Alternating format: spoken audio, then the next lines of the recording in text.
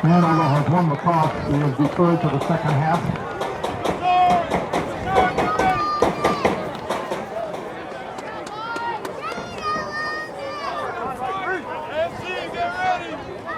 To begin the game, Trinity will receive and defend the east goal. Hanover will kick and defend the west goal.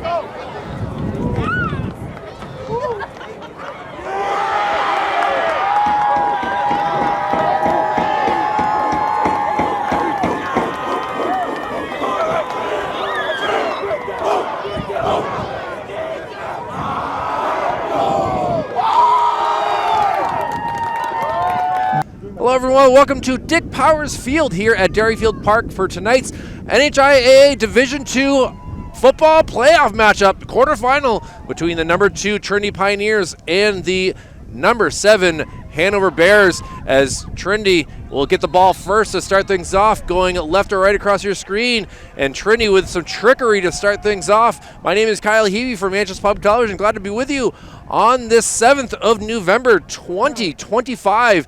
All 3 of the 4 Manchester teams that have made the playoffs are going to be playing over the next course of 7 days, and tonight we'll start things off with the Pioneers in the home spot facing the Hanover Bears. And it's a blustery, cold evening here high above this Dick Powers Field, and now we'll see what Ollie Service and the rest of the Pioneers can do on offense. 1st and 10 from the 14-yard line, and trying to get to the outside, shakes a man and is down at the 20-yard line, good for about a 6-yard gain. So Ollie Service will be the most important person on this field tonight, as what he is able to do on both the offense and defensive side of things is exceptional. And he is ready to go. Had a chance to chat with him before the game, and to know that he was able to take a nap, only a half-day at school today, and he is well rested and ready to go. And we'll see what they do here on the 2nd and 4, 80 yards to go. And now trying to cut to the outside. It'll be brought down at the line of scrimmage. So it's going to be a 3rd and 4 for the Pioneers. And this Hanover squad had a tough matchup last week versus the Manchester West Blue Knights.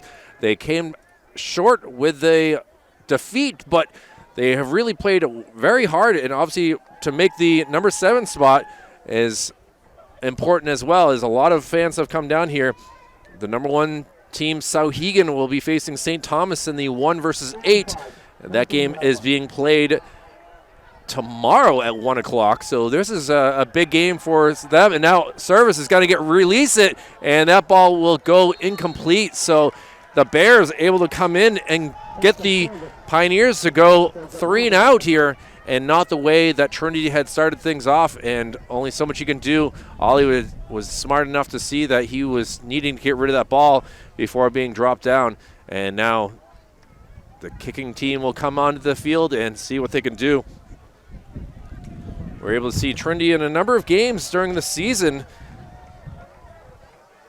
but those are thrown out the window now with a quarterfinal playoff game, as you're seeing. They snap a good one, and into the wind it goes, end over end, and it's going to take a good Trinity bounce and some more, and this is going to keep rolling here. The wind is going in that direction. Now down to the 20. We're going to watch this go as the wind is just pushing it more and more, and finally we'll stop at about the 16.5-yard line. So we'll see what the Pioneers can do on defense as this Hanover squad looks to get this first points of the game. They won the kickoff but deferred, so now it's paying off right now that they will get the ball and try to get things going. And the most important guy will be E.J. Frechette, their junior quarterback here, number 11, who will try to get things going here on offense, as they have a number of star-studded players here who will try to make things work. And now a handoff, and it's going to be good for about a 3-yard gain. So able to get some positive yards. And these white jerseys here, all white for Hanover, and they are wearing the protective shields here on their heads and trying to make sure that they are protected in all sorts of ways. They have a very talented senior class here, and we'll see what they are able to do with trying to make things work. As joining us now in the broadcast booth, Dale Moutz, showing up a half hour late, sir. How are you tonight? Good, now that I'm finally here. There we go. Well, glad to see you up here, and now we'll see what Hanover can do on a 2nd and 6. Another handoff, trying to get through the middle, and is brought down, and Hanover will be in a 3rd down position as well with their running game, trying to get things going and just not able to get through the defensive line of Trinity so far. Dale, your first time seeing Trinity, obviously a big playoff game here, and on a cold, blustery November night. This is certainly nowhere else you'd rather be in the city. Absolutely. Playoff football, there's nothing like it. Looks like early teams are trying to feel each other out, see what the weather's going to do to them on both sides of the ball, and kind of ease into the game, so to speak. Well, its clock is running here, and on a 3rd and 2, as in the shotgun formation for Jet, and now man in motion does not get handed off to him, and now EJ is going to run for himself, and he looks like he is going to get across the first down spot, and will keep the chain gang moving. As a good job on the QB draw. Yeah, that was a great play by Hanover. They ran a jet sweep action with number 2 out into the flat, and it put a lot of pressure on the Trinity defense, whether they were going to come up and get the quarterback or whether they were going to stay back and protect the pass. Well, now a new set of downs for Hanover, and we'll see what they can do with trying to move from right to left across your screen. The wind making it difficult with our paperwork tonight is now trying to run to the outside. It's a good hole, and another first down for Hanover. Good running there by number 24, and John Taylor, the senior, is able to move the chain some more. Yeah, great run that time on the outside. Able to pick up a couple of blocks and get a good first down for them. You can see their offensive line is very stout. Even Blake Cola, the sophomore, just a sophomore, but you can see him right there on your screen, number 72, is ready to go, and we'll see what their chain gang can do. William Freitag as well out there, another defensive lineman, and still staying in the shotgun formation is Frechette, the junior quarterback. It looks like we got a false start, though, on the Bears, so our first penalty of the game will go to the hands of Hanover. It looked like the senior Brennan O'Toole got a little bit anxious there on the offensive line. Certainly always difficult, Dale, to try to remember the count. You got all sorts of things that the quarterback is saying. You're trying to pay attention, and sometimes you forget the snap count and you jump across. So yeah, it can be very chaotic up there. Like you said, the quarterback is surveying everything. As on the line, you're making your own line calls, what you want to do, how you want to play things, and sometimes you get a little antsy.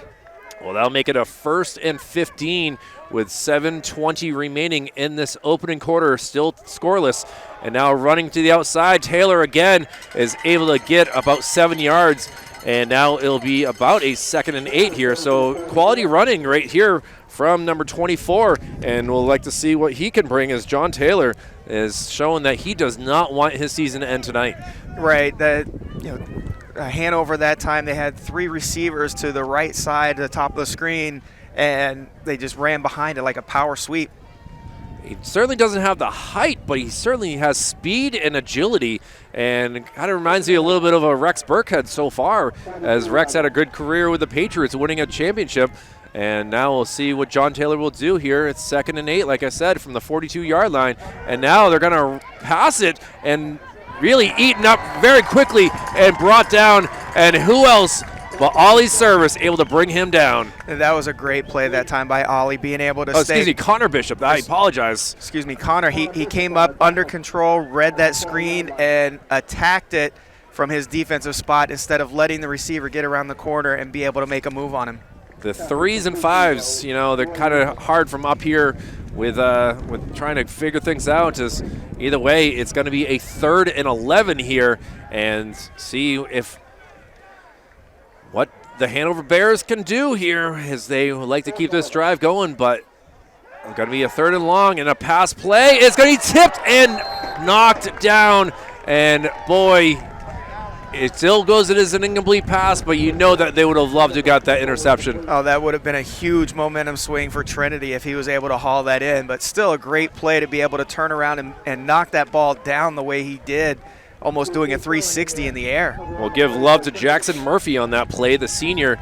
And now punt team has come out, and this is going to be an interesting spot here. Going into the win this time is the punter. High snap. He's got to compose himself, and an awful kick here goes out of bounds on the Trinity sideline.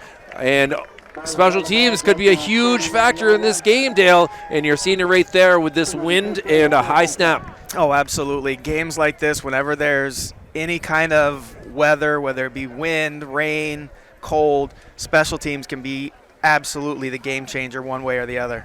Well, the best field position Trinity has had. Obviously, this is only their 2nd drive. They went 3 and out on their 1st drive. Trying to do something better here with really good field position at their own 48-yard line. When they're all red jerseys and white helmets with the T on it. We'll see what Ollie Service is able to do. A man in motion. He's going to take the handoff, trying to get to the outside. And this is Davey Durapo. And he is got to be brought out of bounds. Good for about a 4-yard gain. It looks like they're going to give him about 5 on that. It was a great run, a jet sweep to the top side, a wide side of the field. He was able to make one guy miss. Couldn't quite get around the 2nd defender, but great run. Puts Trinity in a good position ahead of the chains. Drapo, Connor Bishop, Ollie Service, they're all wanting to continue. They're the 2 seed. They want to make their way to the championship game. And now into Hanover territory go the Pioneers. And look at the speed from Ollie, trying to get to the outside, down to the 30, 25, and he's going to be brought down at about the 23. And we've seen in the pro spot when, and this is not a good sign right here. He looks like he might be grimacing in some pain right now. He's got the hand to the helmet, and the trainer not out there yet, but hoping that maybe he just had a collision to the man region or something like that. I'm not really too sure, as you can see that he is in some serious pain right now, and not a good sign here for the Pioneers. It could be the way he went down. Maybe he landed on the ball, maybe knocked the wind out of him. Only we'll wait and see as Cam Gordon, the freshman, and then Ben Pena, the sophomore, and then Tyler Gartside, a quarterback, all listed. Not a lot of junior quarterbacks here. This team relies on Mr. Service, and he is able to get up on his own power and make his way to the bench here. Sarah, the trainer, always dependable. She's been involved with high school sports for some time between Bishop Girton and now Trinity, and we're going to hope for the best, as now things have changed drastically here for the Pioneers on a big run play that really ball is going to be placed at the 24, so it was good for a 22-yard gain, Dale. Yeah. And now to see what the quarterback, Davey DeRapo, actually will look like he's going to take over in the quarterback spot. He's not listed as a quarterback, but obviously he knows the plays very well, and he's going to take the ball himself and try to get to the outside, cutting some more, and down to the 20, the 15, and out of bounds at the 14-yard line. Woo! Great run that time. Fake the jet sweep, like a zone read type thing, and he was able to get outside, make a couple of guys miss, and get the first down. This is a good moment for Trinity, and they can step up for their injured quarterback now, rally around the new guy, really come together, or Hanover's thinking, okay, their starting quarterback's out, now we can attack and press and try to get something to happen. Very interesting spot here, Dale, with seeing that one of your best wide receivers is now running the offense. You know that he's got agility, but it's going to be a lot of running here for Davey, and now he's going to take the ball himself again. It has a good hole and might be able to get into the end zone for a 6-point touchdown. That was a great run that time. The receiver came in motion, kicked out the defensive end, and the hole was wide open that time. Well, the Pioneers on their second drive are able to go 52 yards with the speed and agility of Davey DeRapo and Ollie Service, and now they lead this game 6-0 with 4:13 remaining in this opening quarter. And now we'll see kicking game. Obviously, we've seen be an issue for Hanover. We'll see if Trinity goes for the extra point or if they go for two, as now running late onto the field, Dominic Tatone, and also running out there is Davey DeRapo. Looks like Trinity's going to keep their offense out there and go for two. Well, it's a smart move right now. Although the wind, I mean, if you push it, it might be able to go in, but why not? Yeah, the wind seems to be coming left to right, but also across the field from the Hanover side towards the Trinity side. And waiting for the hike here. You hear the wind in our microphone. It's going to be handed off and trying to get to the outside. A big collision, and he is in. Let's hope that he is okay. And that's a 2-point conversion. It's successful here. And a little bit of a limp here, as that was a big, big hit right there. And Trinity is up by a score of 8-0. And number 32, which unfortunately is not on my sheet, is coming back to the sidelines with the ball here.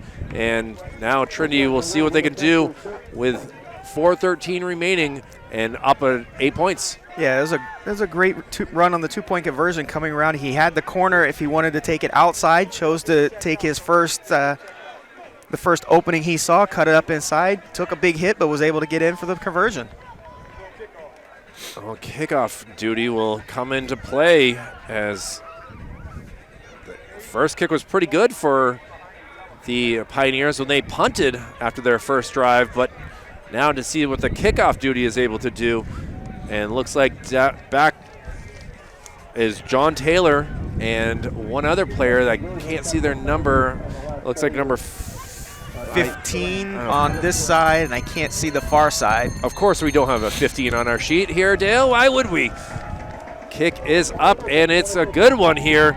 And it's going to be taken in the end zone. He's going to come out. He doesn't realize that he has to. I guess that it's high school. It's once you're in the end zone, it's blown dead. Correct. I've obviously watched a lot of college and professional, so you just kind of used to that. And yeah, in high school, once the ball crosses the goal line, it's an automatic touchback. Well, 1st and 10 now from the 20-yard line. Go to the Hanover Bears. They had a very good first drive before coming up short, and they're able to get 3 first downs, see what they can do on their second drive, now down 8 points. So now with Ollie Service out, that loses your safety as well. Obviously, Dale, this is not going to be a night for passing. If anything, it's going to be short passes, and John Taylor has been able to be successful in running, and look at this. Able to take down Connor Bishop, and looks like Hanover is starting to get some momentum here. Yeah, Hanover looks like they're going to come out and try to run the ball, try to establish something up front, and see what they can do. Seems like they may have found something on the Trinity left side. They've been running mostly to their right.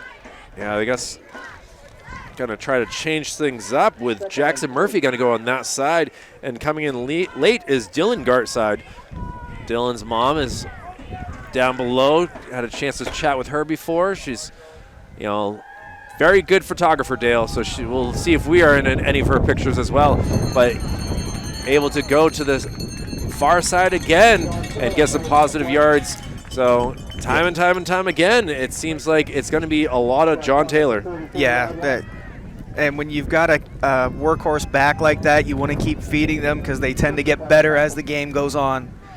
You know, the juices get the flowing, as they say. But Hanover seems to have found something on their offensive right side, because that's where they keep wanting to run behind. Ollie Service still sitting below us on the bench. The senior quarterback and safety out of this ball game. Not sure if he'll return or not. We'll pay attention to see if he's able to get off. But now Taylor, coming to the near side, is able to do a great stiff arm, and now he's taken down by a sea of red, and including Jensel Mateo, number 75, big number 75, able to really make sure that he was down flat. Yeah, he got out of the first tackle, and then he was swarmed under. 75, 62, and number 11 for Trinity all in on that stop. JP Farron, the senior centerman, as obviously plays both sides of the ball, and now it'll be a 2nd and 4. 3 minutes remaining in this opening quarter, and we will get a whistle here. No flags are thrown, but John Reardon wants to discuss things. I haven't even talked about the referees, or we haven't really had much to talk about with them so far, but they have a very good crew here on scene. John Reardon, umpire Joe Sierra, headlinesman Michael Murphy, line judge Robert Barbasy, and back judge Jeremy Clegg. So here we go. Everything's squared away now, and still a 2nd and 4.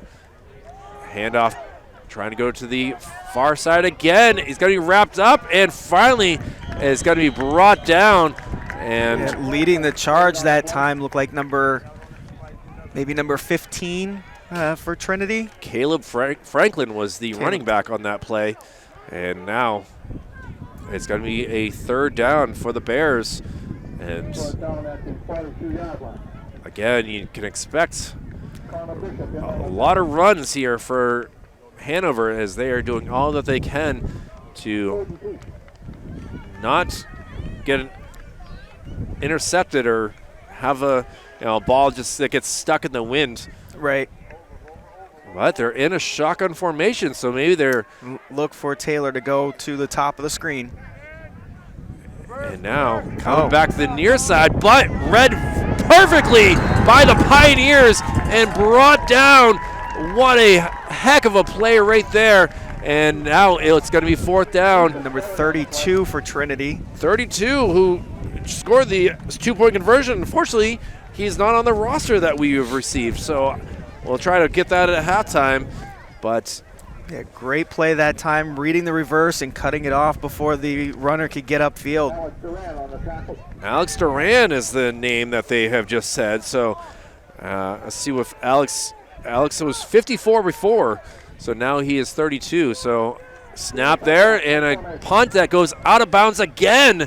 It seems like this coach has been getting aimed at time and time again by the Bears, and coach his hands weren't ready for that play, but he's obviously not supposed to be the one catching the ball at the same time. Exactly. This is probably wind aided, but also, not knowing what Trinity has for special teams on the return game, maybe trying to keep the ball away to try to keep from having a big return.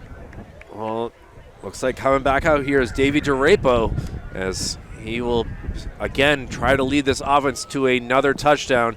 He was able to come in and get the boys 26 yards into the end zone. A lot of it was thanks to his speed and awareness to get away from any white jerseys. And now here we go with a 1st and 10.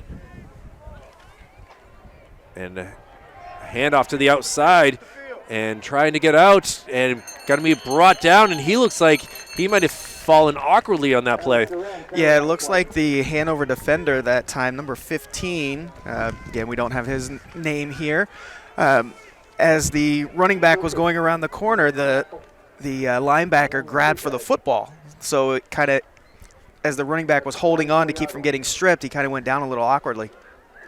Well, it was able to be good for 2 yards. And if Trinity decides to run it again, this could be the last play of the first quarter here, which has been a successful one, leading 8-0. We'll see what Davey does here with a man in motion. Looks like Davey's going to take it himself, trying to cut around, and he's going to be brought down.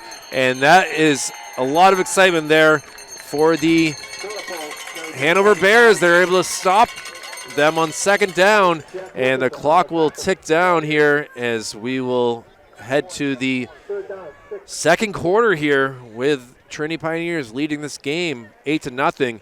And thankfully they're close to the 50. They don't have to switch too much here, but obviously a lot of worries here on the Trinity side with players being injured, but so far everything's kind of working out here, and a lot of fans are clapping right now to see what's going on here. So as we look around, it's Christmas night here for the student body of the Trinity Pioneers as they are dressed up like it's Christmas Eve here tonight at Dick Powers Field at Derryfield Park. And great to see so many of the fans here, student body dressed up as Santa's dressed up as, we're going to listen to them here as they're trying to get a chant going here. We even got a saint here ready to go with, or a bishop, I guess you'd call that.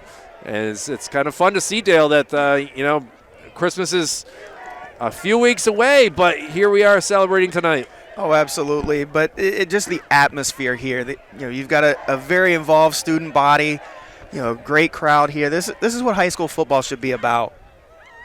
Great job there by the Trinity fan club. And now we'll see what they can do on 3rd and 6 as we start the second quarter. Dale Moutz and Kylie Heavey from Manchester Public Television on this November 7th. Temperatures 46 degrees with a blustery wind from the southeast. And we'll see if this is going to help Davey or not. The pass is intercepted. Pass is a little high, trying to get it to number 24 in Tate Zubaza, and just was not able to be successfully passed. And the Bears, who did a great job of really stopping Trinity on the first 2 plays before that 3rd down interception, and momentum becoming a huge factor here. Yeah, it is. That interception, that could be the jolt that Hanover needed to try to jumpstart what they're doing here in the second quarter. As I look down and see that Ollie Service had gotten up and was trying to get rid of the pain as best he can, but he's back to sitting down as he has a coach talking to him right now. So 1st and 10 for the Bears, down 8, and John Taylor brought down, almost stripped right there, but was able to keep going, and good for about a 1-yard gain. Very close to having that stripped out of the hands, and that's something obviously Trinity has practiced. Yeah, Taylor went around the left side, and you see a hand come up and almost ripped his jersey off, but he was able to hold on to the ball, and he went down pretty quickly. Well, Dylan Gartside is obviously a very big player here, number 71 for the Trinity Bears. Expect a lot out of him. He is going to step up his game and try to continue this season one way or another, as he is the leader on this defense, on the line anyway. And now it'll be 2nd and 8 here with the Bears trying to get to midfield, if not more. And Taylor will go up the middle. He's going to be tripped up and brought down, and this will be good for about another 1 or 2 yards. So it'll be 3rd and long for the Bears. Yeah, Trinity's defense stepping up here after the turnover, trying to get the ball back for their offense. Coming off the field is Alejandro Foden, and coming onto the field looks like was Jackson Murphy and Thomas Lamb out there as well. So some changes here for the Pioneers, but they're doing a very good job on defense, keeping Hanover to not really getting into Trinity territory so far. And now a pass play for the Bears, going deep. He's got a man. He's caught, trying to shake and bake and see what he can do. He stays in bounds, and it's a touchdown. Unbelievable right there, able to stay in bounds, but the referee is saying he stepped out at about the 4-yard line. So the celebration is not to be had, as Hanover will have a 1st and goal. But what a job right there, Dale. Yeah, that was a great pass. The Trinity defensive back kind of got spun around a little bit, and ball got over his head, and a great catch by number 15 from Hanover. And from here, you couldn't tell whether he stepped out or not, but he tried to tightrope the sideline to get in. It certainly was an excellent effort just not to be, as now, again, 1st and goal from the 4-yard line, as Hanover looking to tie up this game. And now run up the middle, and Taylor will be just short here at the half-yard line. So it will be 2nd goal from inside the 1-yard line. E.J. Frechette, great job on that pass play. Hanover trying to speed things up to catch Trinity in a change. Now Frechette is trying to get himself, and we'll wait and see. The referees have not made a signal yet. They're looking around. John Reardon in the white hat in the middle there, and it's a touchdown. A little anticlimactic right there, Dale, with waiting for that sign, but it's good. And now you know that Hanover is going to go for the 2-point conversion here to try to tie up this game. Actually, it looks like they're going to kick. Well, I see the tee on the field. Interesting decision making here. Well, this is one of those things as a coach where you don't try to chase the points early, as they say. You might as well wait and get the points when they can, and obviously you trust your kicker here, and we'll see what Tanner LaHaye can do here. The snap, the kick, the point is good, and now Trinity gives up the touchdown, but still lead this game by a score of 8-7 with 9:29 remaining in this first half. Yeah, this is something, with the point, it's a 1-point game now, and Hanover is banking on being able to score again and not have that extra point be a problem. As now we're seeing athletic coordinator Mike Cannell driving quickly across the field, and can only hope that everything's okay. He's trying to get around to check on something here. I think the netting might be a little bit low on that end of the field because the ball after the kick went down over the hill. I mean, it went into the east side of Manchester here, down in the Derryfield Park. Yes, that one might be down at Hillside Middle School by now. Yeah, that's true. And now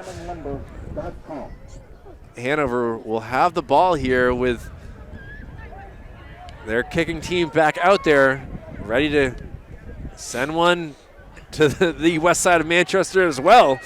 And looks like they have quite a good leg here in, Dima Petrov. I actually have read the wrong name there, Dale. My apologies here. And able to stay, not going in the end zone, now trying to cut around. And Trinity is going to have a long field to go. The ball will be placed at probably about the 15-yard line. Yeah, that kick right there was the epitome of tonight's conditions. It was a great kick, and he kind of kicked it to his left into the wind, which kept it from going into the end zone, and the Trinity returner caught it literally right at the goal line and was only able to get up to the 15. Well, great signs right here for the Pioneers as Ollie Service has made his way back to the QB spot here for the Pioneers. He obviously has not been out and been in the game in about 10-15 minutes or so, and we'll see how the Pioneers answer here after giving up that touchdown. Malith with the carry there, and he is brought down. Good for roughly about a 3-yard carry. Yeah, the important thing for Trinity here is to not try to get it all back in one play. Build off of this 3-yard gain, keep building, and drive the ball down the field. Well, it'll be a 2nd and 8 here as Ollie looking, got to pass it. He's got a man, and the ball comes out. It's going to be caught and handed over to the Bears here with number 55, Brennan O'Toole, having a St. Patrick's Day like no other here tonight for the Hanover Bears. Yeah, that was I can't even describe it. It looked like the tight end for Trinity had the ball, and he got hit as he was trying to make a move upfield. The ball squirted out and then right into Brennan O'Toole's gut, and he was able to catch the ball, fall down, and now Hanover's in business at the Trinity 24-yard line. And that's tough for Ollie Service. It's going to be considered an interception, but really just not deservingly to have that on a stat line. So now Trinity has given up the ball twice here with 2 different interceptions, and E.J. Frechette looking. He's going to hold on to it and just try to get some yards here. There's got to be a scary run right there with a number of red jerseys coming out of him, and now we'll see if it's how many yards they got. Probably about. Looks like they gave him 2, maybe 3. Better than -2 or 3. I could look at it like that, but you could see that EJ was looking to pass on that play and just was not able to find an open receiver. So, yeah, good job in the secondary that time by Trinity, taking away all the options. We'll see. Frechette looks to be in the shotgun formation, and back in the backfield is Mason Keating, the freshman, as EJ gives him a quick word of advice, and now Mason trying to muscle his way, and the freshman getting some quality playing time here as he is brought down. Good for about a 1 or 2 yard gain as well. Yeah, that was a nice job that time by the freshman, getting in behind his blockers and trying to hide himself in amongst everybody. Well, this is a big 3rd down here. Can the Pioneers hold Hanover, who got the ball in great field position, but they are inside the red zone at the same time. 3rd down and 4. Trinity leading this game again 8-7, and knocking quietly on the doorsteps are the Bears. Frechette under center, and he's going to hand it off to Mason. Mason running pretty good here, and it's going to be down at about the 11-yard line. Yeah, big hole again on the offensive right side, on the left side of the Trinity defense, and Hanover has been exploiting that so far in the first half. Mason Keating, got to give him some love. It looks like Doug Martin here.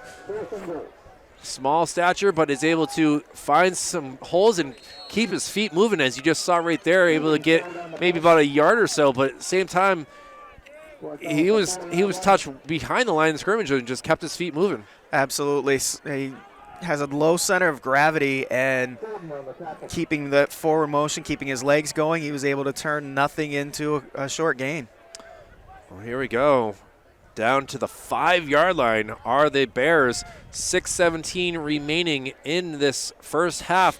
Hanover will get the ball to start the second half as well, so they are looking to get points in the end of this half and the start of the second half, but at the same time, they're giving them plenty of time for Trinity to get things going. But here we go with Frechette under center. Oh, a little false start right there, and Trinity will appreciate that, as Keller Green was moving before the snap, and that will be 5 yards back. Go the Bears. Yeah, he got a little bit antsy that time. If he had kept moving a little bit, like a little half motion to where he wanted to go, he would have been fine. But because he started and stopped, it drew the attention of everybody and got the flag. Well, this could be a huge penalty here on the Bears, as now they go further back here. looking to take this lead. E.J. Frechette under center again. We got Green behind him again, and got to give it to Mason Keating. Keating's still running, and he's going to go into the end zone for a Hanover Bear touchdown. Yeah, back-to-back drives for the Bears and able to get the 10-yard run, and now Hanover with a lead here for a little bit, and great job by the Bears. Yeah, great job by Mason Keating that time, weaving his way inside in the middle, keeping himself going forward, hiding within the blockers, and then being able to burst out into the end zone. So, setting things up, Dima Petrov. Petrov up, and it is good, and down to the Hillside School goes that ball again. And now with 5:22 remaining, the Trinity Pioneers, for the first time in this game, are down after going up 8-0. 14 unanswered points here from Hanover, and we're glad to see that Ollie Service is back in this game, and he knows that he's got to get a good drive to tie up this game or take the lead as well. Yeah, Trinity's got to regroup here, realize that there's still a lot of ball game left, still got 2+ quarters to go. Just get back to what they were doing before, drive the ball down the field and get some points. Well, more Christmas music being played. Hear some Santa Baby being played by the student body of Trinity. So still it is November 7th. I'm not jumping too far ahead here in my Christmas love. But either way, we got a lot of red and white out here between these two squads. Obviously, Hanover with the maroon, which is a darker form of red, while Trinity is wearing a vibrant red, as I would call it here, with the blue lettering and the white helmets. So Petrov, who has done a great job with the extra points in the kicking game, he's going to boot this one, and this is going to be a tough one. It's going to go out of bounds. So this will help Trinity for sure with getting great field position to start this drive with 5:22 to go. Yeah, he was trying to hit the gap between Trinity's second line and the returners who were on the goal line, and the wind carried the ball out of bounds. We knew it was going to be a factor here, and it's weird because it wasn't that bad all day long, and now all of a sudden it's picked up, and it's going to be an interesting as raindrops start to fall down as well. Thankfully not snowflakes. Yes. But this is definitely football weather in November. Going to be tough here with all the equipment that we have, keeping it dry, and I know that there's a umbrella downstairs for you, Dale, as well, if you need to go get one at halftime. Oh, thank you. But now Ollie Service will go under center here from the 35-yard line, and he's going to quickly pass it to the outside, trying to make some moves. And look at this, able to go to the 50, cuts it back, 45, 40, 30, and he's going to go all the way. What a great play to start things off. A 65-yard touchdown to Davey Drapo, and he got into the end zone with some speed and high steps right there, Dale. Yeah, that was a great play by Davey Drapo. He caught a quick screen on the right, was able to break outside, make a couple of guys miss, and was able to outrun the rest of the defense in for the score. Unbelievable. The drive took 16 seconds to get down the field, and now the score is tied up right now, and we'll see what Trinity is able to do with going for 2 points here. But the wind does not seem to be so bad on that side of the field, so we'll see what they decide to do here. With running late onto the field was number 3, Connor Bishop. And they're going to kick it here, Dale. Why not? Connor Bishop going to try to get the extra point. It's up, and like a laser, it's through.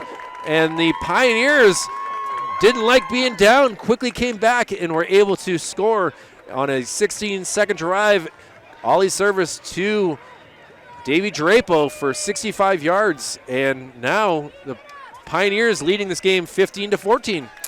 Yeah, this looks like it's going to be a good game all the way down, hopefully to the wire. And, Trinity was able to answer the back right away, and we'll see how Hanover responds now after giving up the big play. Well, as we are saying, I'll show up the lights here as the rain has started to come down here, and this could make this game a whole different story now, as we've already had 2 interceptions. Now we'll see if there's any fumbles with a slippery ball at any point. Yeah, that could be huge. Slippery ball on the turf. Well, Dale, the student body is singing Mariah Carey some more with All I Want for Christmas Is You, and well, it's not what I want for Christmas here, Dale, but we'll see if Trinity is able to keep this magical feeling in the air for this quarterfinal NHIAA division matchup. It's not really division. Divisions are out the window at this point. It's all or nothing here for both teams and trying to get to the next round of the playoffs. Yes, that's all it is. As we tell our kids on our youth team, we've made the dance. Now it's how long do you want to be there? How many songs do you want to dance to? Well, it'll be the Bears with now 5:08 remaining in this first half, who will get the ball at the 20-yard line, looking to retake the lead. They had the lead for literally 18 seconds, and Trinity was able to just respond quickly, and great job by the coaches of the Pioneers to realize that Davey Drapo and Ollie Service have a connection, and they used it very quickly. And now we're seeing Mason Keating with another good run, and he's been able to show off some hard running here, Dale, over the past quarter or so. Yeah, Mason Keating doesn't do anything fancy. He gets in up behind his linemen and his blockers and goes straight forward. He doesn't try to juke anybody. He doesn't try to go side to side. He goes forward to get as much as he can get, and goes on to the next play. Well, I want to say hello to Adon Pena from WMUR, who is now here getting the crowd pumped up, and we'll see what he can get for highlights for the news tonight at 11. But here we go with a 2nd and 5. It's going to be another run play, and he's going to be brought down, and that good job by the Pioneers to read that and bring him down quickly. Yeah, number 15 for the Pioneers read that and came up from his outside linebacker spot, was able to cut that off for a minimal gain, bring up, looks like 3rd down and 2 or 3. Alejandro Foden is the player you mentioned, number 15, and he's been a quality player on defense for this season for the Pioneers, and it will be 3rd and 5 now for the Bears. We're under 4 minutes to go, and they're got a lot of field to go. This is going to be huge if Trinity can make this stop and get the ball one more time before the half. Now handoff up the middle. Look at this good run to the 43-yard line. Go the Bears and move those chains as they are going further to the west side of Manchester. Yeah, Mason Keating again right up the middle, not making any moves, just getting what he can get and following his blocks, turned in another big run.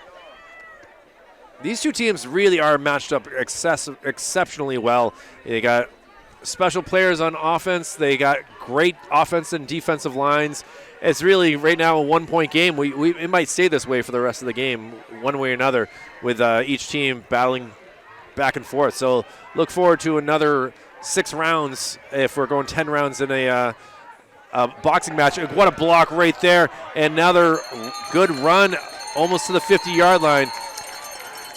Yeah, Hanover is just running with Mason Keating and trying to wear out the Trinity defense, being very direct, deliberate, and methodical.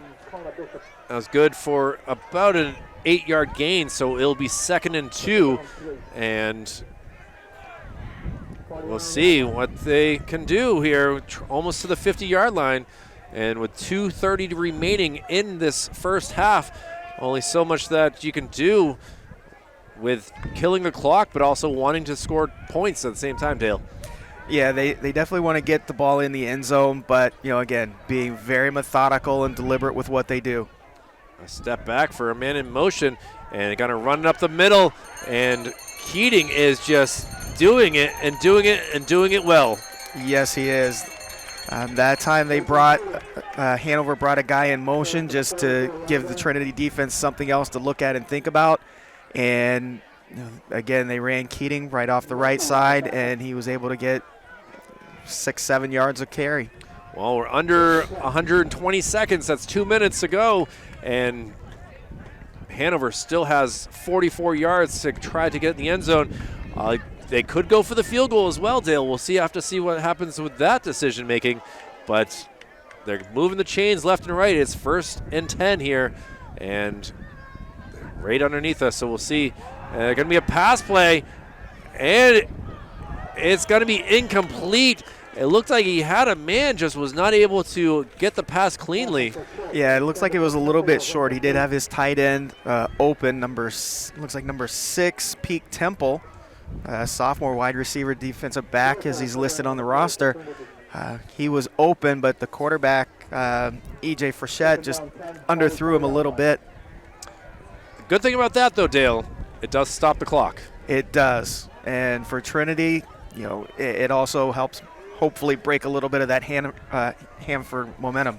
Yeah, Hanover will run it again as Keating able to get through the first line of defense. And the ball is out, but it's going to be taken directly into a teammate's hands. So no turnover right there, as we were wondering when the first ball fumble would happen here. And good job by the teammate. And we have a timeout by Hanover.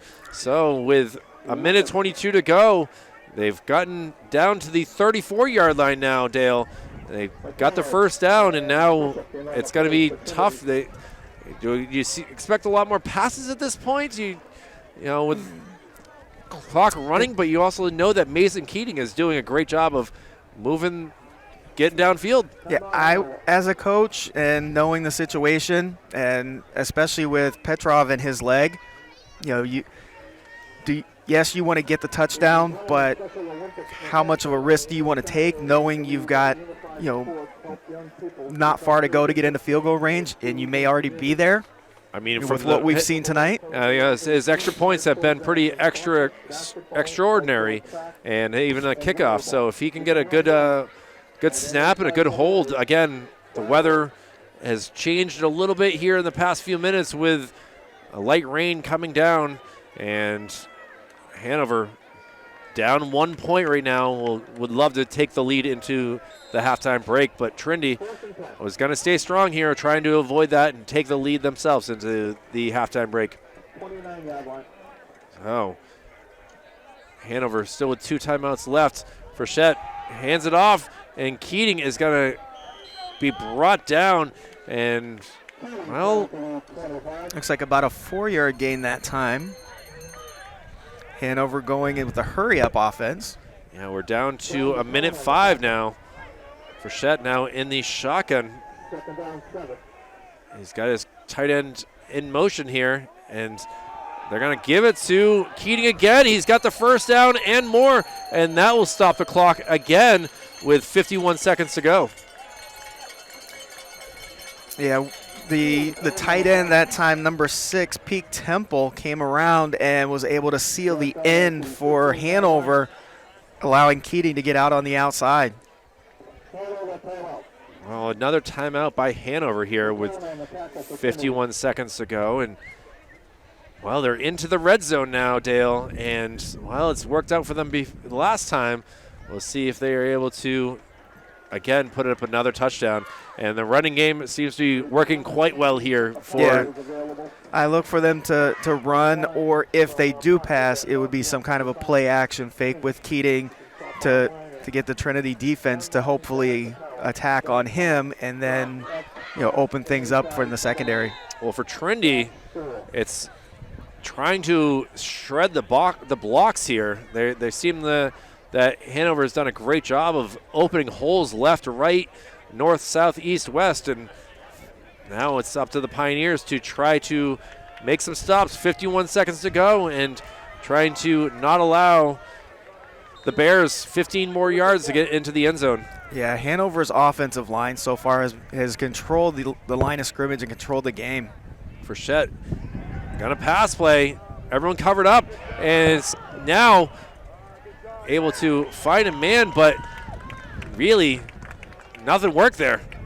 Yeah, that was a great read by the Trinity defense. They saw Keating leaking out into the left flat, and the linebacker stayed with him, took that away, and the quarterback didn't have anywhere to go. Connor Bishop getting credited with that tackle. Great job from him. Now with 20 seconds to go, it's going to be another pass play. Instead, they're actually going to trick me and go with the run here by Keating, and he's going to be down at about the 14-yard line as the timeout has been called with 11 seconds to go. Dale, what do you do here? I mean, there's only two choices here for Hanover to get in with 11.3 seconds left. They have to try to throw a quick pass and, hope to get out of bounds because they just used their third timeout of the half. And if they don't make it, you're looking at, 24, 28. About a 33, 34-yard field goal, which Petrov would easily be able to make, but now you got to make sure that you get it taken care of. Looks like they have 13 seconds back on the clock. Well, that gives it some time here for sure, as now the scoreboard is having some issues here all around. We've had a minute 30, we've had 13, we have 1.3. I'm not sure what to think here of time at this point, and looks like they're going to go for it on third down. They got their offense still out there, so you got to get him most likely to the out of bounds. Yeah, it's got to be to the sidelines. Whatever they do has to be to the sidelines in order to be able to get a second play off. Well, still having some technical difficulties on the scoreboard, as that's what the delay is here. You can hear the buzzing. If you can't, then it's it's better off for you guys at home. But it's certainly some issues here with the delay on the scoreboard. Certainly it's been good all night long, and now all of a sudden something just changed and underneath us, and trying to get things squared away are the officials and the scoreboard operator. Well, again, Manchester Public Television, glad to be here on this November night. It's the 7th, 2025, and our 10th week in a row of Friday Night Football, as we have seen the likes of some great games, some blowouts, some tough defeats, and now playoff action going on here from Dick Powers Field at Derryfield Park. And again, Dale, it's a pleasure to be with you up here on this blustery night. I know that the weather is not favorable for us, so we started off the season in shorts and T-shirt, and now here we are in winter hats and gloves. Yeah, but again, this is football. The later you go, the colder it gets, the better it is. Oh my! What a touchdown pass right there! E.J. Frechette able to find his man, just threw that up and able to come down with the touchdown. And wow, what a great job there by the Bears, who now will go for the extra point. And yeah, that was a great pass by Frechette. He put the ball in the only place that he could. Either his guy was going to catch it or it was going to go out of bounds. And now the Bears are up by 5, trying to go up by 6 with the extra point. Petra has done a great job. He is 2 for 2. Let's see if he can go 3 for 3 as some wind gusts start to blow here. The ball is up and back down to Hillside School, and the Hanover Bears have come into Trinity's home field and shown them that they mean business here. And we're not sure how much time is left here in this first half, but either way, we know that the Pioneers are down 21-15, and I believe I just saw one of the officials tell the Trinity bench that there's 5 seconds left in the half. So they will have to take the kickoff here. Correct. Well, they start off the game with some trickery. Let's see if they can make something else happen here with 5 seconds to go. Well, obviously, Davey Drupo would be a great person to get the ball if he is able to and run it back, as he has already scored both touchdowns for the Pioneers. And now literally it says 5 seconds, so the scoreboard has been finally fixed here. And now the one issue that they've had, have the Bears, is kickoffs. and they've had 2 that have gone out of bounds here, and we'll see what the third one can do. The Bears fans are getting loud underneath us as the kickoff is down the middle of the field. Gotta come close. It's gotta kick back and beat down at the 9. And now a number of white jerseys, but Drapo still on his feet, trying to get out of bounds, and he's gonna be brought down at the 20-yard line. Good for 11 yards, and that will end the first half. Dale Mounts and Kyle Heavey. It's Dale. This is gotta be an interesting second half here as the rain starts to fall even harder here, and we will take a break high above the confines of Trinity Athletics Field as Manchester Public Television's high school playoff coverage will continue after this break. And welcome back to second half action here of the Pioneers versus Bears quarterfinal playoff game as Trinity down 21-15 here as we start the second half, kicking off from right to left across your screen, and a kick that gets into the wind is going to be caught at about the 23-yard line. Good little run here for the Bears, and he's finally brought down at about the 36-yard line. So Hanover will get it 1st and 10. Looked like number 2, Caleb Franklin, that time on the return.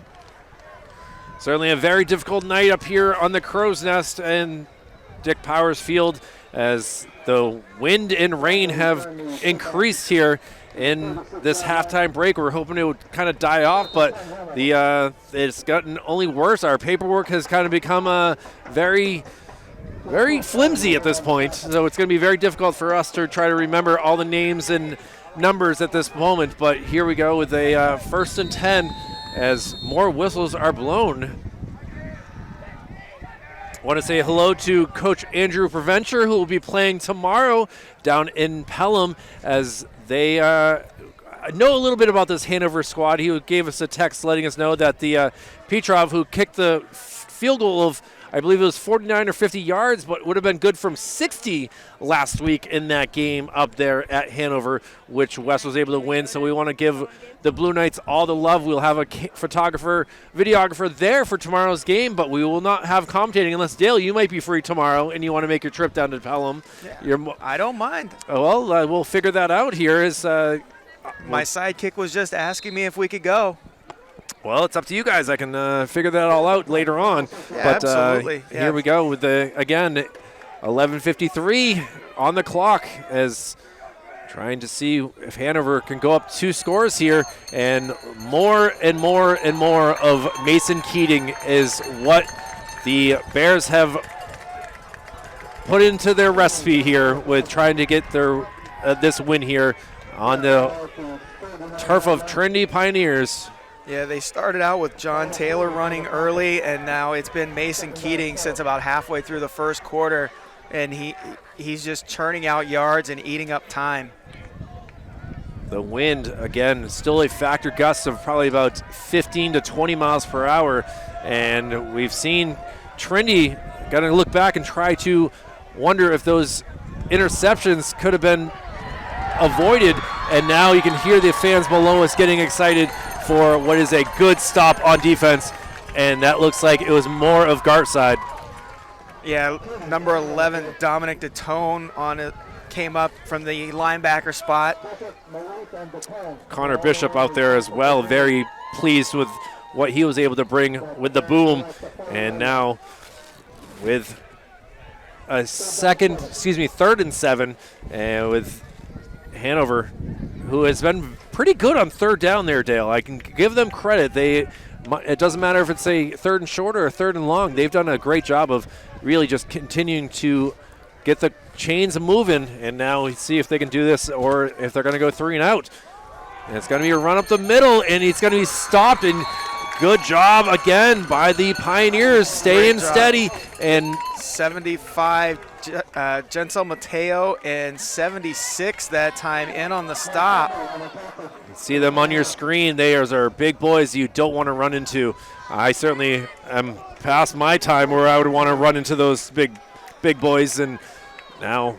I agree. This is what Trinity needed coming out of halftime, is to get a stop, try to change the momentum back in their favor and see what they can do on offense. Well, at the same time, Hanover did this to Trinity to start the game with making the Pioneers go 3 and out, and now the kick is going to take a bounce back, and it's going to be taken at the 15, trying to cut it back, has a blocker, and he's going to be brought down using his shoulders, and Davey looked like he did not like the way that he was brought down, but no flags on the field here. Very quiet day for...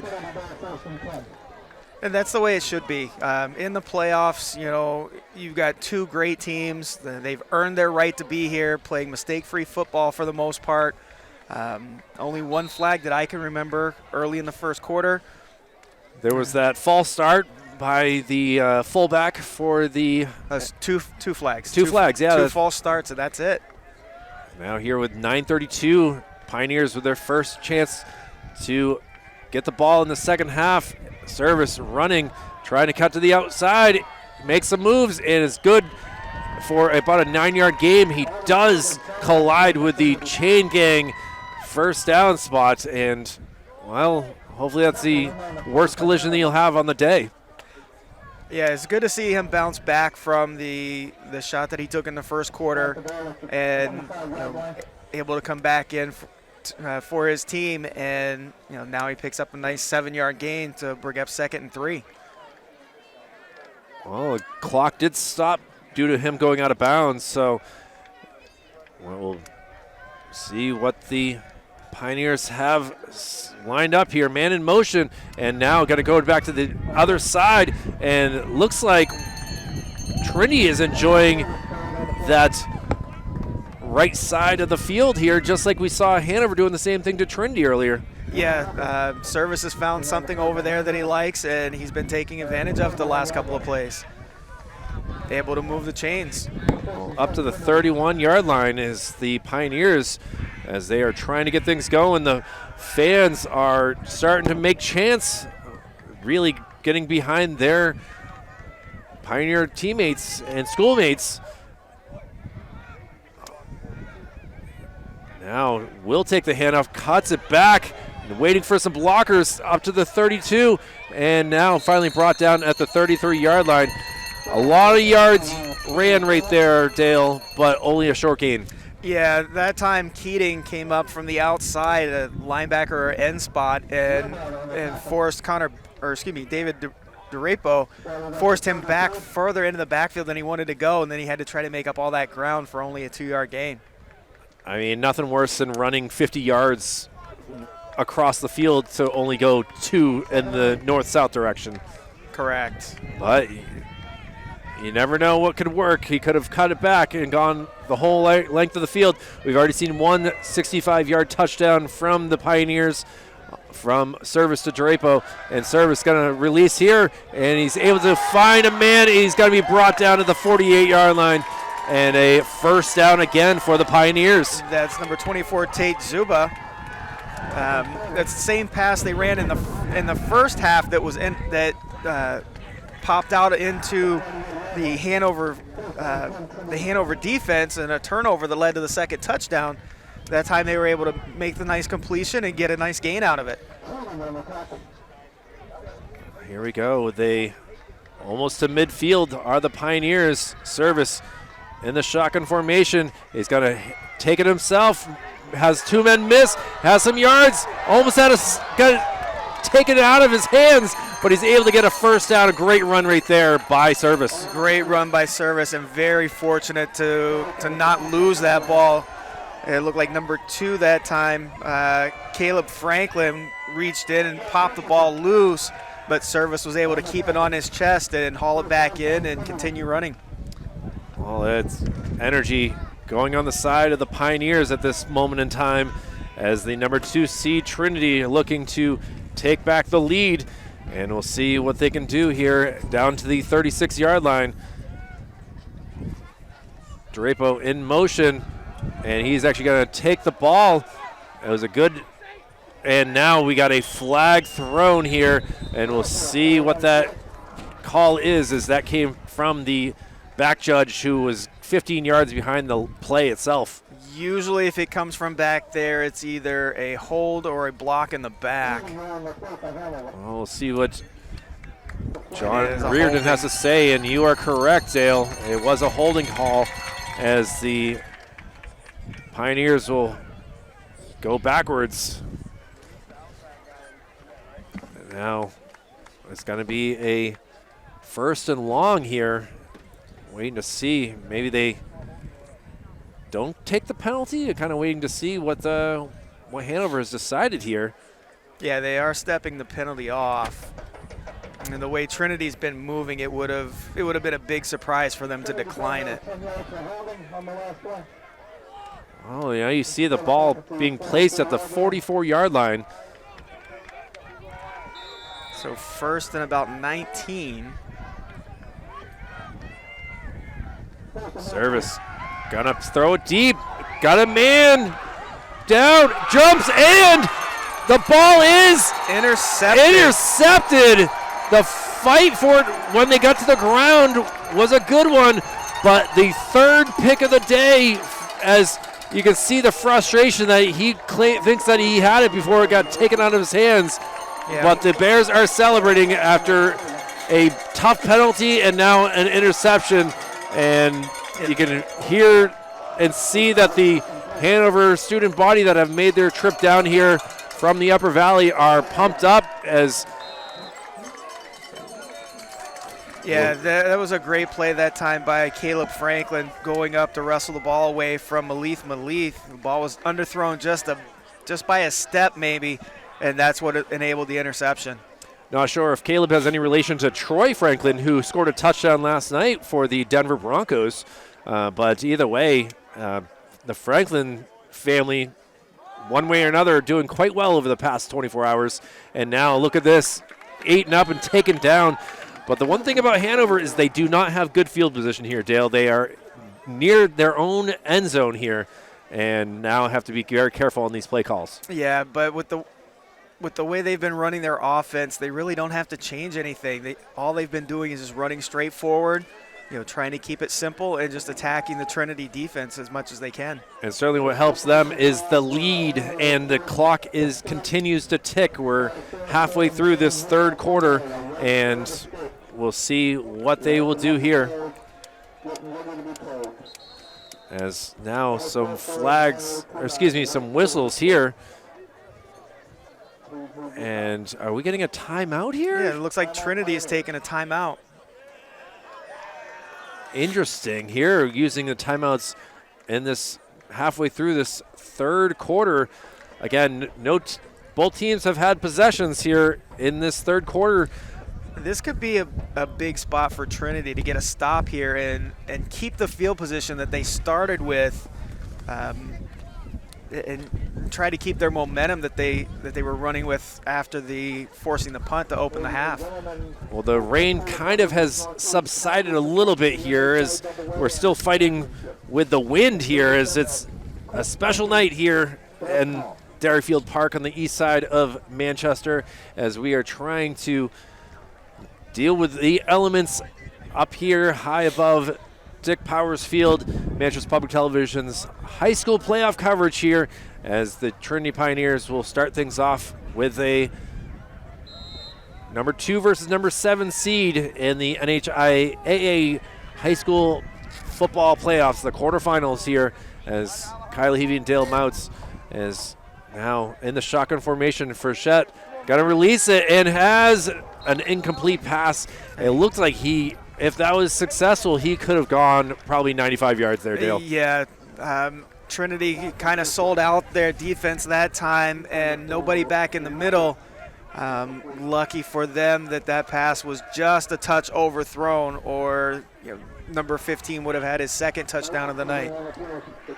Well, now a 3rd and 10 for the Hanover Bears, and we'll see what they can do here, Dale, with, again, 21-15 lead, and they still got another hour and 15-minute ride on the bus. Not so fun when you take the L, so they obviously want to continue to play the way that they have, and the fans of Trinity cheering pretty loudly here, and a handoff up the middle, trying to cut it back. What a move right there, and he's finally brought down It's going to be close to a first down. I think they might be a yard or two short, though.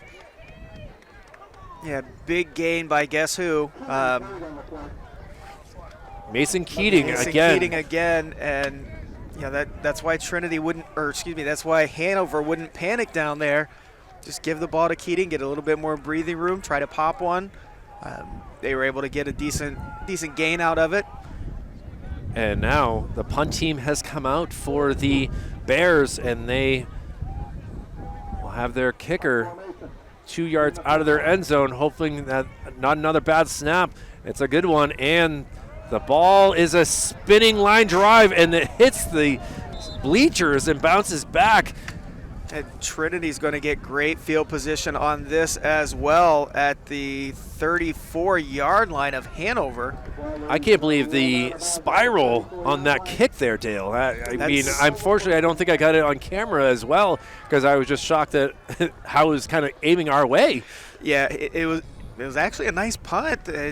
He hit it directly at us as opposed to hitting it up the field. Well, Trinity with great field position here. Going where that ball hit in the stands, they probably lost close to 20 yards of field position. That's unfortunate. Yes, the kicker has had a great job, but Ollie Service trying to get through some white jerseys. Was able to make one-man meet before he was finally brought down and tackled by a slew of Bears, including Peak Temple. Yeah, Ollie was able to break through a couple of arm tackles. Looks like he got about 7 yards on that. And again, he found something that he likes over on that right side of the Trinity offense. Play was good for about 7 yards. So we got a 2nd and 3 here. Service in the shotgun formation. Man in motion, and he will take the ball. Has got some blockers here, but is finally tripped up by his own man and brought down.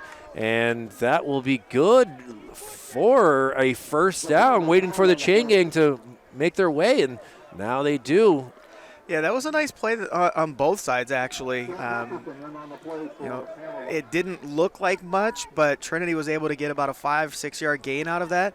But Hanover did a really good job holding the edge on the near side and not letting it turn into a bigger play than it was. Yeah, their blockers were certainly ready to go there. And now with 4:15 remaining, Trinity with a new set of downs, and Service is just going to run his way forward.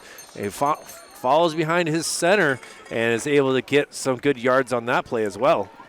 Yeah, Service seems to be going up and looking at the Hanover line and then picking and choosing what he wants to do. Well, they've been quick to get back to the line of scrimmage each play, and now a pass play to the outside. Can he make a move? He tries a stiff arm and is still on his feet before being wrestled down. And Malith on the reception out there, and great one-on-one tackle by number 15 from Hanover. We'll try to get a name from the slew of Hanover people in our area up here, but obviously we got to wait to see what's going to happen here on the 3rd and 1, as they are having battery issues here for a quick hot minute here, as the use of iPads has grown extraordinary in the past few months, and now Service will take it himself and get that first down. Yeah, just a quarterback sneak. Just get what you can get and move the chains, get a new name. Get a new set of downs. That's why I'm like, of course, it's not on the sheet that you're 80-70 today. He's up there, okay. It's away jerseys. Okay.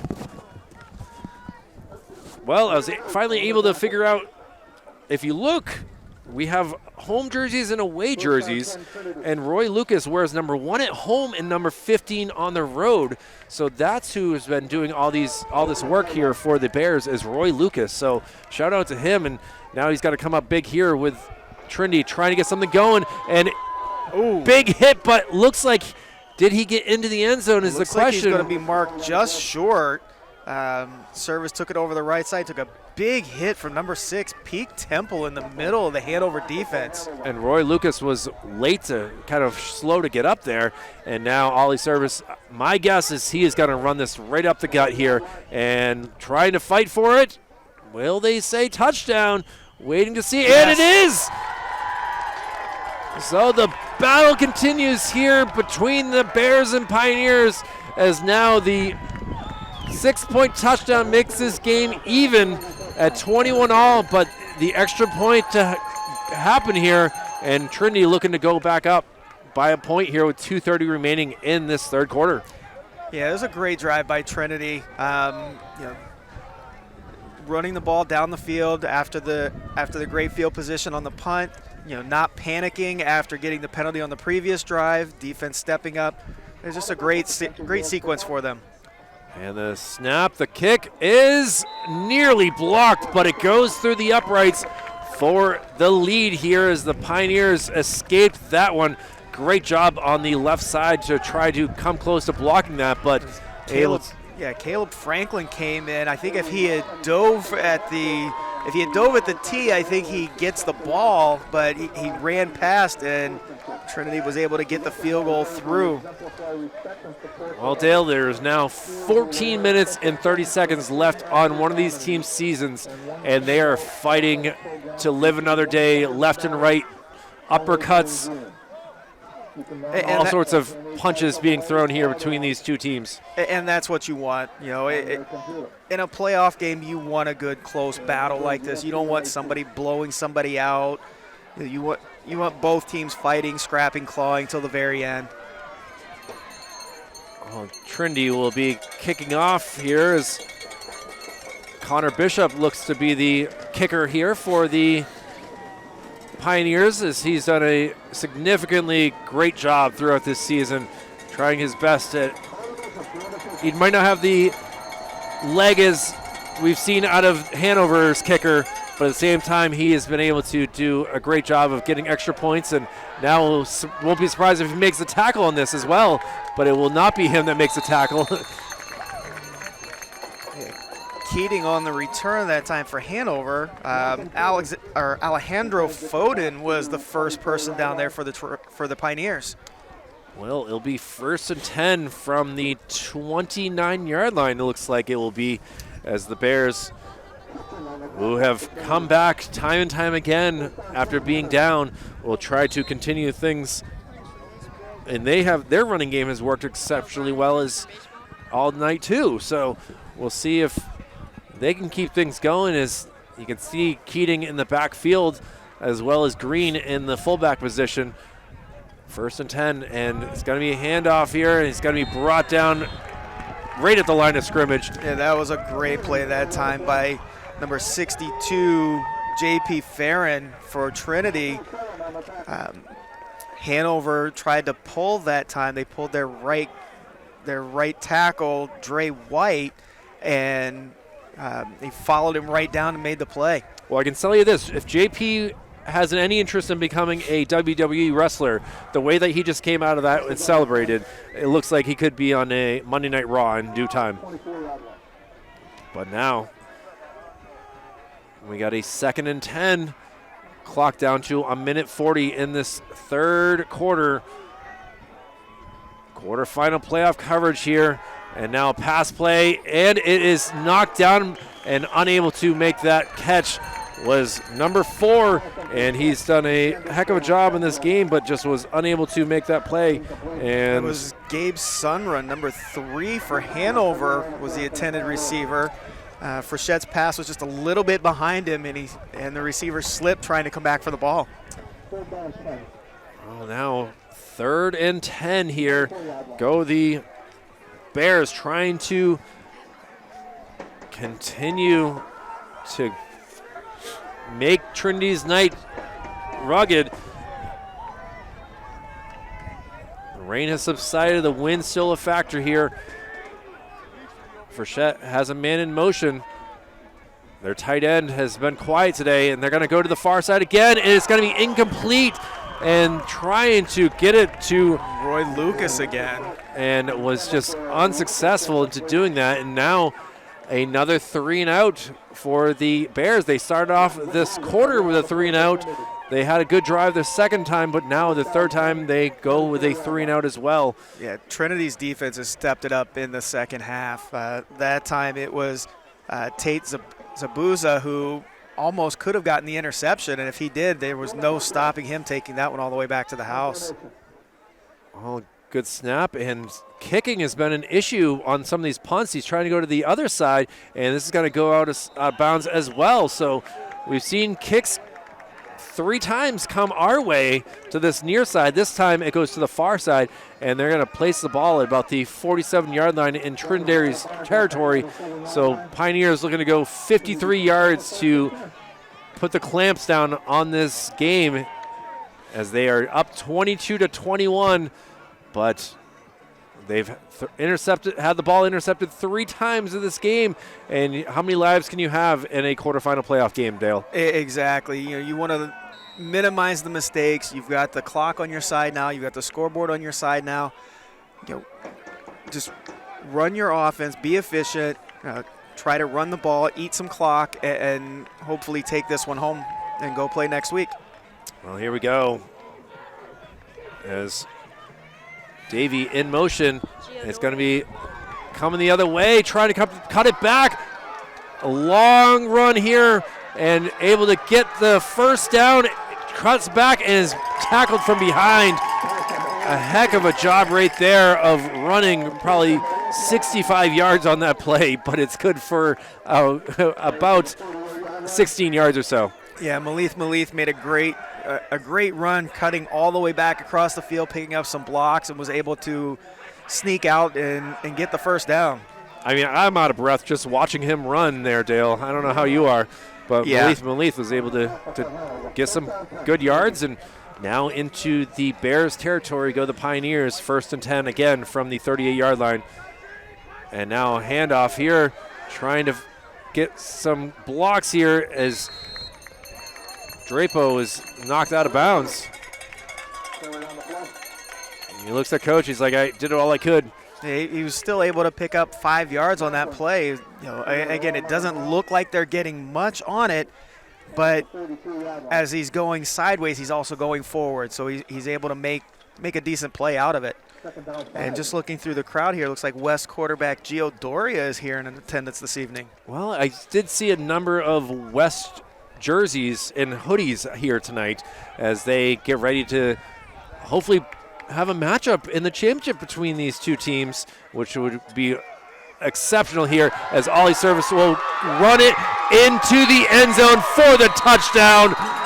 Back-to-back touchdowns in the third quarter, a run of 33 yards, and Trinity now with a 28-21 lead and looking for an extra point to make it an 8-point game again. Yeah, great run by Service that time. He was able to run it off tackle to the left, off the same action where he's been going to the right. Caught Hanover's defense trying to shift over and was able to outrun everybody to the corner. Well, see if they go for 2 or if they go for the extra point here. And they're going to go for the extra point, which would make it 29-21. They had it close to being blocked the last extra point attempt, so we'll see what Connor Bishop's able to do here. Snaps a little bit high. Kick is blocked this time. So it will remain a 28-21 game. Yeah, Peak Temple coming in on the left side as well as Caleb Franklin, but it was Temple who was able to get the block that time. So you give up the 6, but you stop the 7. And, well, I know the kids love this 6-7 thing these days, but now it's going to be the Bears who need to score 7 points here to try to continue their season. 27 seconds remaining in this third quarter, so expect a kickoff here from Trinity here, who will try to send it deep. There's still plenty of time here for Hanover. No need to panic. No need to change what you've done. For Trinity, keep playing defense the way you have when you coming out this second half, because they have taken control of the game. As strong as the wind is, the kickers have not had to have someone hold the ball, which has been very lucky for them tonight, as you kind of lose a man able to run down the field. And now Hanover had to take a timeout. Hanover had to take a timeout because they only had 10 guys on the field. I would almost feel like I would let them play with 10 and save that timeout. You never know, and you're going to need that later in this contest. Right, but again, at a moment like this, with the momentum, I can see why the Hanover coach took the timeout. Making sure that they have the full complement of players on the field, so they don't get stuck deep in their own territory. Well, it's a weird spot. You know that you're going to need that later on in this contest. Now both teams have used a timeout, so 2 remains for both teams. And, obviously the clock will stop for first downs and stuff like that. This isn't a Patriots-Buccaneers game where it comes down to this, but just seemed like I don't know. I feel like I would have chanced playing with 10 there and save that timeout. Yeah, and now now Hanover just had a kid that had to go to the sidelines because his pants are too short. His knees were uncovered. And they have been very strong about making sure that the jerseys and the uniforms are set to go, as we saw a number of issues in high school soccer this season with shin guards. No shin guards needed here, and a good couple blocks here. Hanover up to the 35, and it brought out of bounds at the 37-yard line. So very patient waiting for his blockers, but it worked to get more and more yards here for the Bears. Absolutely. There's a great return by Roy Jones that time, number 15. Like you said, following his blockers, being patient, and taking every yard that he could get as he was getting room. Well, and see what they can do. 63 yards away from the end zone are the Bears, and they're going to run one play, and then we'll have a break here for ending the third quarter. And now we'll see what the Bears do. I mean, same time you saw Trinity come out quickly and able to score, and now trying to get to the outside. Cuts it back. He tried, but was unable to. And what a big play right there by none other than Ollie Service. Ollie Service was in there. Number 15, Alejandro Foden was in there. That's what I meant. Sorry about that. That's all right. And Alejandro, my apologies. Yeah. I want to give you all the love. Yeah, and this is something you don't want to see after a great game. As really a player down here. As I saw the 5, and that's why I went to Ollie, but Alejandro and now the player is able to get up in his own power, and that's great to see that he's got a lot of love from the student body here. And Dale, it's been a tough week for the Pioneers as Wednesday saw the end of the volleyball team season, a tough loss on the hands of the Farmington Tigers down there at Pinkerton Academy. They went up 4-0, and then Farmington came back, won the first set. Trinity came back and won the second set handedly, 15-point win in the second set before losing sets 3 and 4. And I want to give some love to the number 3 seed Trinity Pioneers girls volleyball team. And I'll just give some love to the boys soccer team. They played at Bedford High School versus St. Thomas the other day. They took a 1-0 lead. St. Thomas came back, tied at 1-1, and then it ended up winning.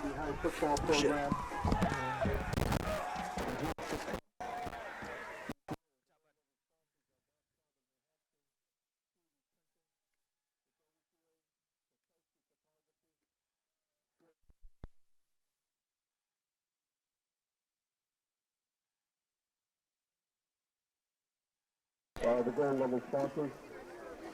At the silver level, the Barreras of Concord, Eastern Electric, and Avalanche Design Works. We thank the sponsors helping to support the Trinity High program here each year, and make it a success every day. Yeah, I know there was a soccer game at Memorial High School on Wednesday evening. Yeah, so that was the Division I semifinals were there at Memorial. And now tomorrow will be a very, very big day. There will be 3 championships crowned in volleyball, and then there will also be a number of soccer championships tomorrow as well. But obviously we're talking about football, and it's now 12 minutes remaining in this contest. And with Trinity clinging to a 28-21 lead, but E.J. Frechette, for the Bears will look to make things happen here. He's going to pass it here, and a long pass is incomplete. No flags on the play as I was waiting to see what was going to happen, and you could see Davey say incomplete. Yeah. Intended for Gabe Sunland, number 3. A great play that time by by Durepo, Davey Durepo on the coverage, able to knock that ball away. Well, we'll now go to a 3rd and long here for the Bears, who got to try to get something going here. They're down a touchdown, and time is running out. They're going to try to make a swing pass, and he's going to be brought down. Great job sniffing that out are the Pioneers, and you can see Connor Bishop is pumped up there, Dale. Yeah, he should be. That was a great play on his part that time. They tried to run the screen to Jones, and he snuffed it out and was able to make the stop. That is a big play. Obviously, there's still 11:25 remaining in this contest, but now the punt team will come back out for Hanover. All it takes is kind of a bobbled reception here. High snap here, and he is able to get it away end over end, and this kick actually stays in bounds, but it takes a Trinity bounce, and he picks it up, which very dangerous play that time by, it looked like number 4, Malith. Definitely caught me off guard, where I was like, he got it. He's trying to get some more yards, so maybe not unorthodox, but gets them an extra 5 yards. Yeah, it was a fortunate bounce that it came up right to him, but with the amount of Bears that were around him, that was a dangerous play. If he didn't catch it cleanly, that could have been the turnover you were just talking about. Well, Trinity will get the ball at the 49-yard line in their own territory, 51 yards to payday, and we'll see what they can do. It is Friday, and now we'll see handoff trying to follow behind his blockers, and he gets some yards, and look at this. Oh, spun out of bounds. A touchdown saving tackle right there, as it looked like Davey was going to go all the way. Yeah, Davey had the corner, was tiptoeing up the sideline. Touchdown saving tackle by Peak Temple, number 6 for Hanover, or that might have sealed the game. It most likely would have, as the clock does stop at 10:53, but that play was good for about 25, 26 yards, and now it'll be a new set of downs. 1st and 10, go the Pioneers at the 26-yard line. Yeah, the way their defense is playing here in the second half, any score would pretty much ice the game. Service gets taken down. Kind of low tackle, but looks like there's a flag coming in from the back. We'll see what John Reardon has to say about the penalty here. Waiting to see. Most likely, my assumption is a hold, and that's exactly what it will be. Yes. So that will move the Pioneers back 10 yards, so it'll be lucky for the Pioneers that for the penalty it's 10 yards from the spot of the foul as opposed to the line of scrimmage in this situation. So instead of it being 1st and 20, it's 1st and a little bit shorter, maybe 1st and 18. Or watching the referee walk it back. It's now back to the 33-yard line. So 1st and 15, 16. So not as bad as it could have been, but still need to get a decent amount of this back here. Clock will continue to run, now down to 10:30 in this ball game. Trinity's Ollie Service got to run it, and he is brought down at about the 32-yard line. And so he's back to almost to the original line of scrimmage. So, but the important thing is 28 now that I look at it. Yeah, but the important thing now is the clock. As you mentioned, with the run plays, the clock keeps moving. And they are obviously getting closer and closer to their end zone to really put the big foot. And now pass is complete, but it's going to be brought down. And heck of a job at number 15 to stop him, as Davey has obviously got a tremendous amount of speed and it was stopped on the play. They tried to get Davey open on a screen pass again, and a great play out on the outside by Jones. It looks like there is a flag in the middle, holding against the Pioneers. Oh, that's going to be a tough one right there.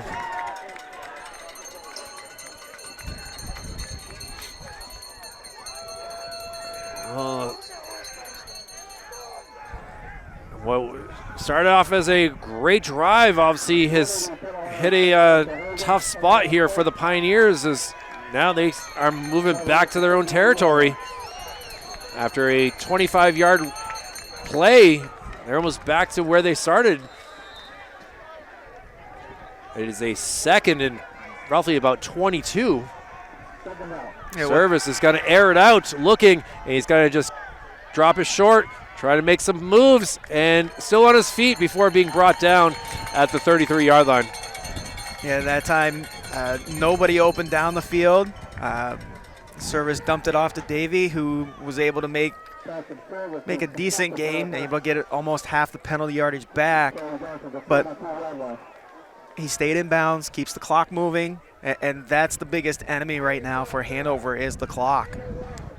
It's about a 3rd and 15, I would say. Looking at the screen above, you can see that they have to get to the original line of scrimmage, but Service is step back, 7-yard, 8-yard, now scrambling, looking, has a lot of time. He's now going to put on the Jets, tries to juke him in, he's out of bounds.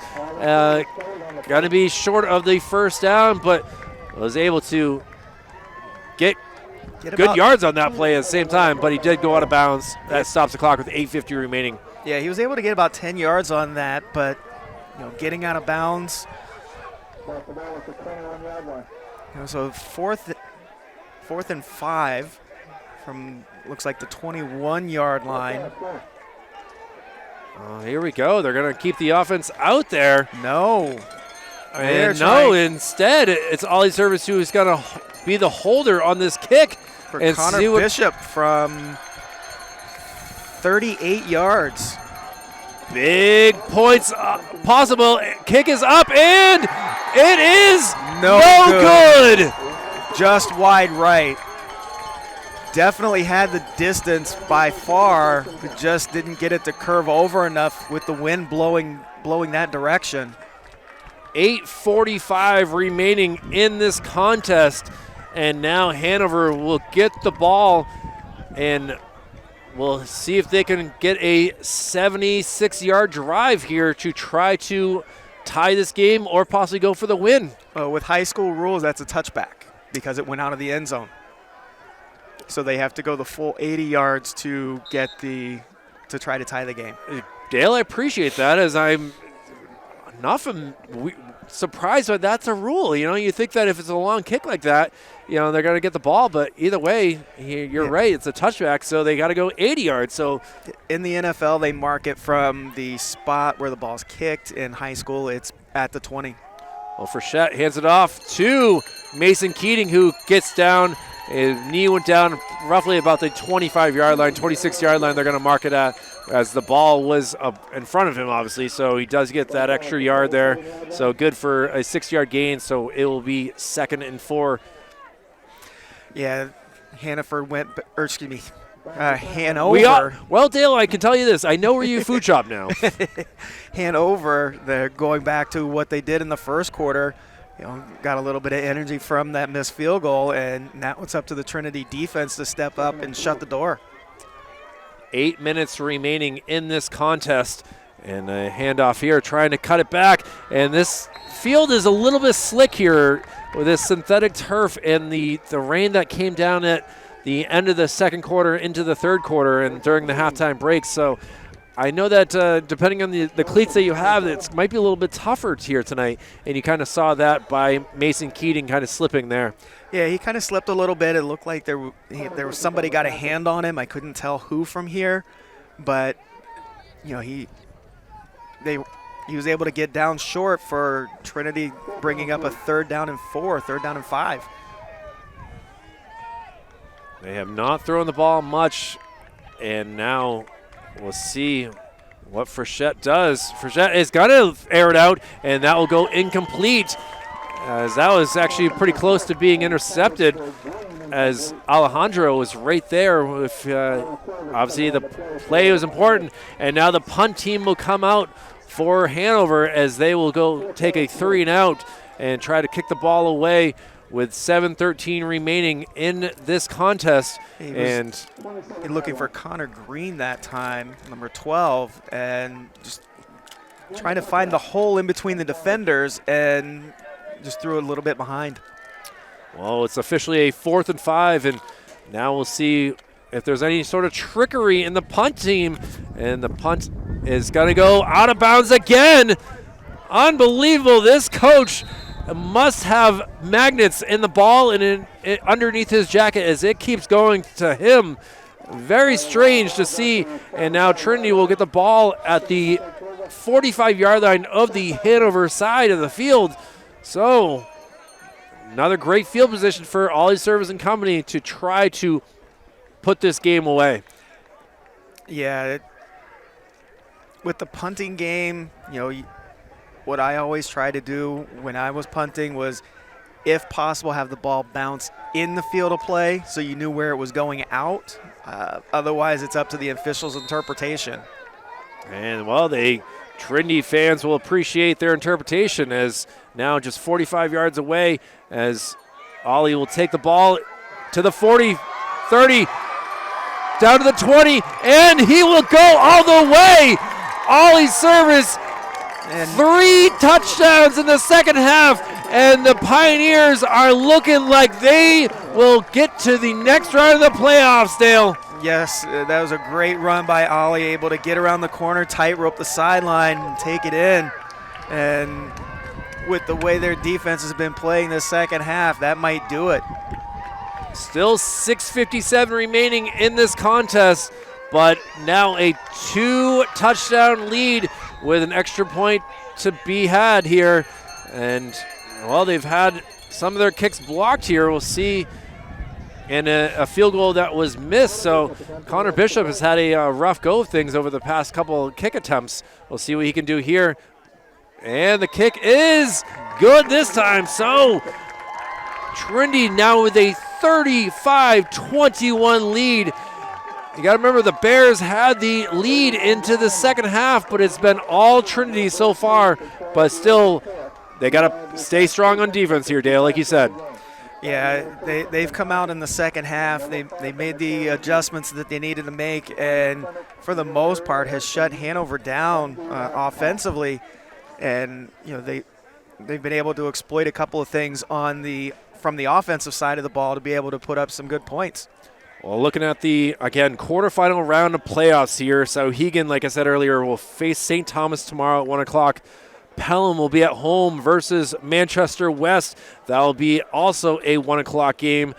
We're obviously sitting here watching the Trinity Pioneers leading the Hanover Bears, and also playing tomorrow at 1 o'clock up there in Plymouth will be the Bobcats versus the Kingswood Knights. So just one game here in Division II football played on this Friday night, and we're glad to be a part of this and see if Trinity can make it to the next round. They'll be home versus the winner of the Plymouth Kingswood game, and the kick is inbounds. It's going to take a good hop into the hands of the Bears, and he's going to be dropped at the 24-yard line.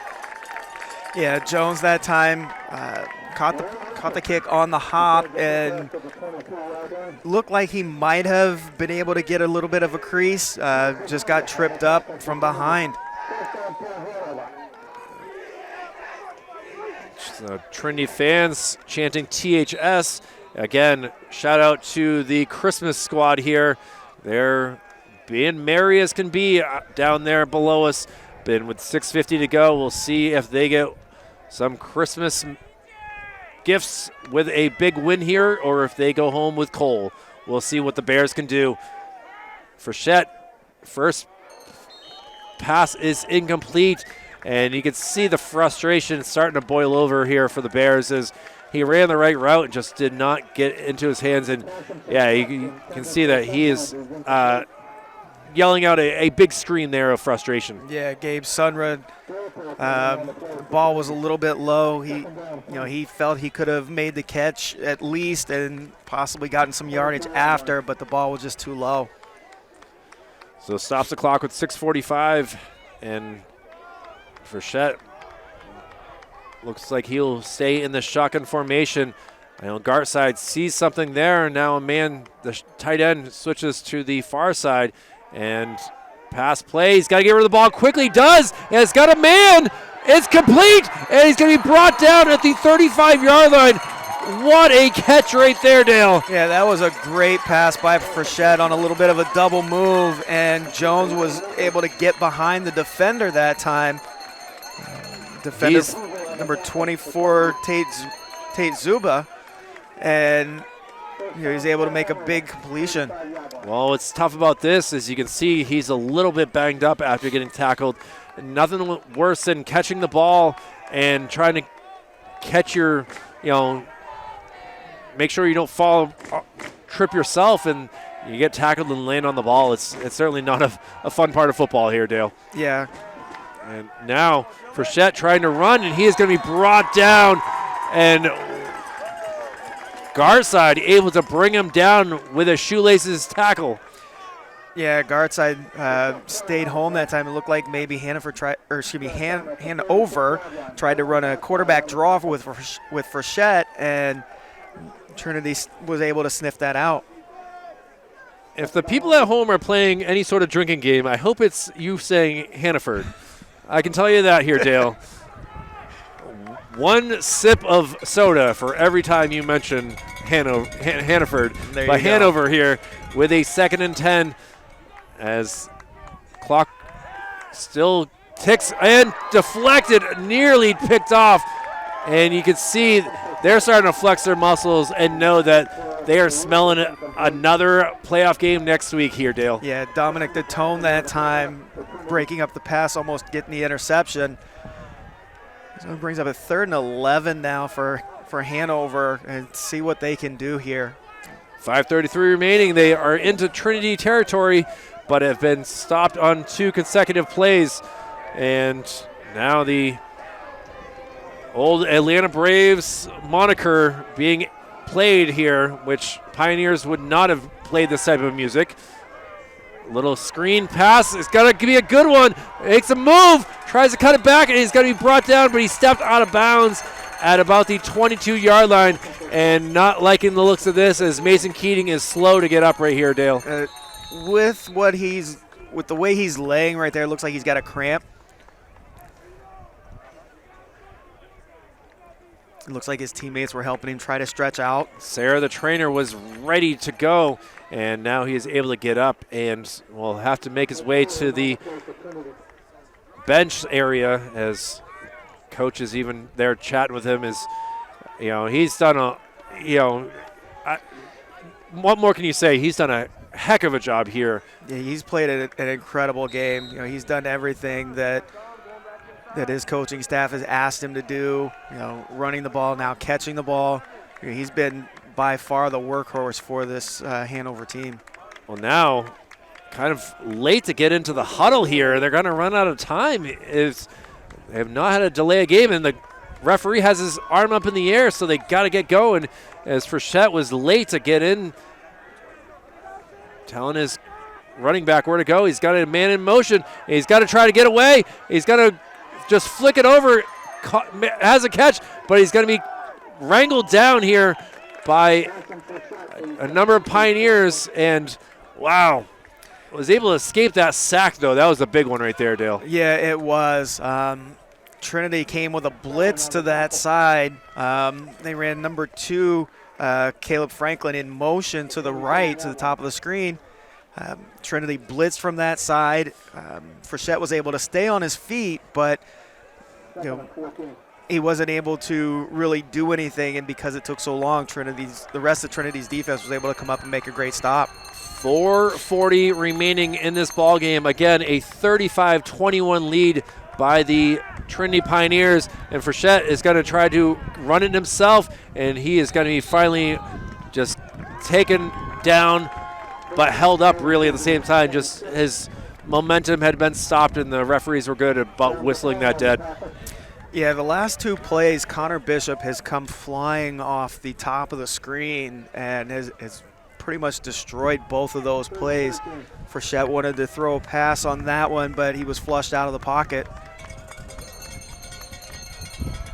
So the clock will continue running now with 4 minutes left in this ball game, as now whistles are being played and Hanover has to call a timeout. So running out of time in this game, Dale. You're down 2 scores. Obviously you're close here. They got to get something going, and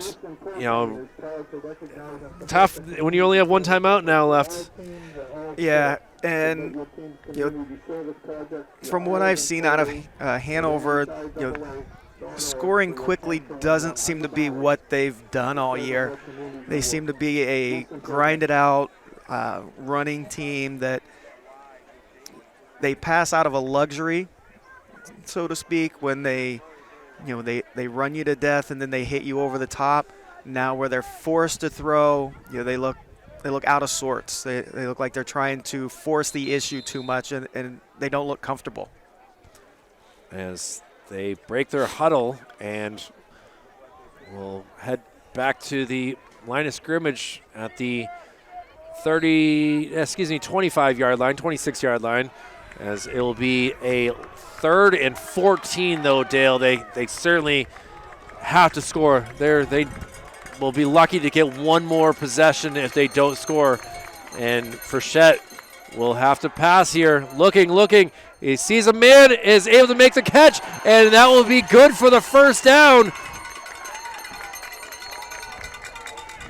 A lot of patience, a lot of waiting right there, and was able to make that play. But they are not saying it's a first down. It's going to be 4th and short here. Yeah, Caleb Franklin made a great play that time.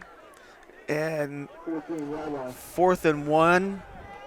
Yeah, the clock has stopped here as they think that the score operator thinks it was a first down, but it was not. So Hanover can appreciate that the clock has been stopped, but really it shouldn't be.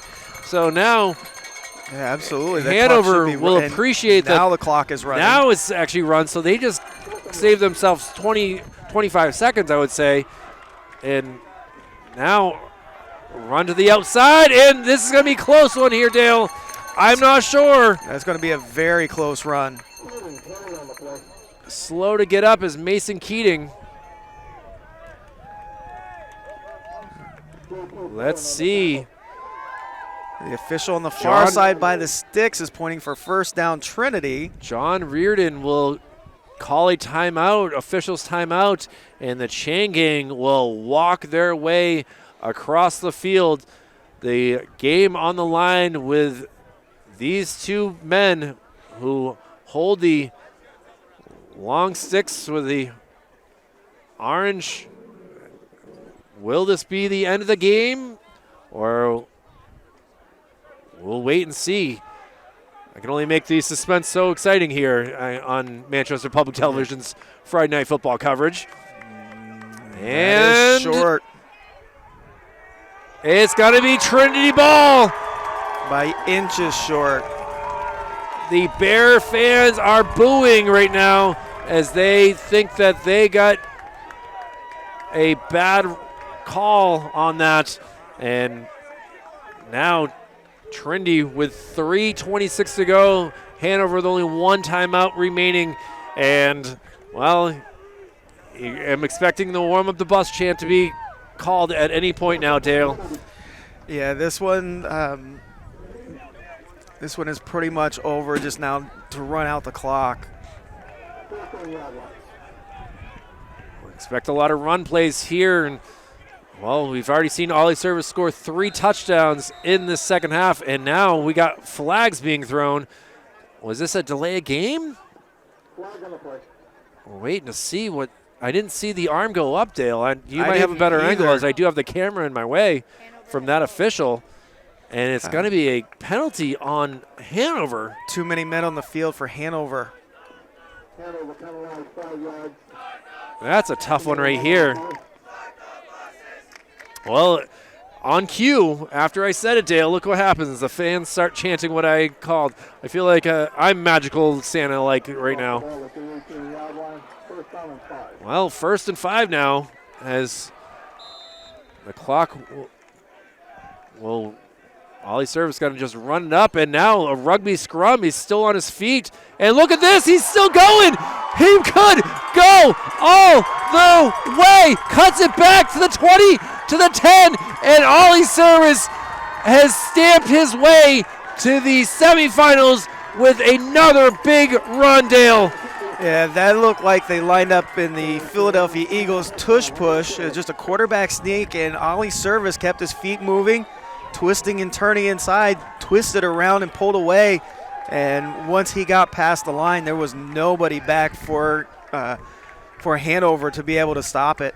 After coming out of the game with an injury in this first quarter, having Hanover take the lead, he has come out, and the fourth quarter has been his time to shine. And it's been amazing to watch here with 4 touchdowns in the second half, and we'll try to hold the ball for another extra point. Connor Bishop gets ready to go. The snap, the hold, the ball is through the uprights and good. So another touchdown here for Trinity, and now they lead this 42-21. Yeah, in my opinion, the unsung hero of this game is number 2 for Trinity,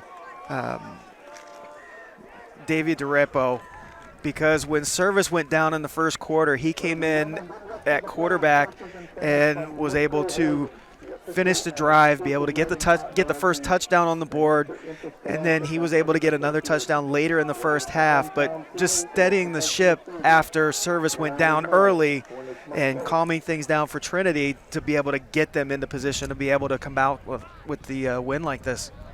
A huge spot right there. You can see the 2 guys right there, Davey and Ollie, who are side by side, happy to be done.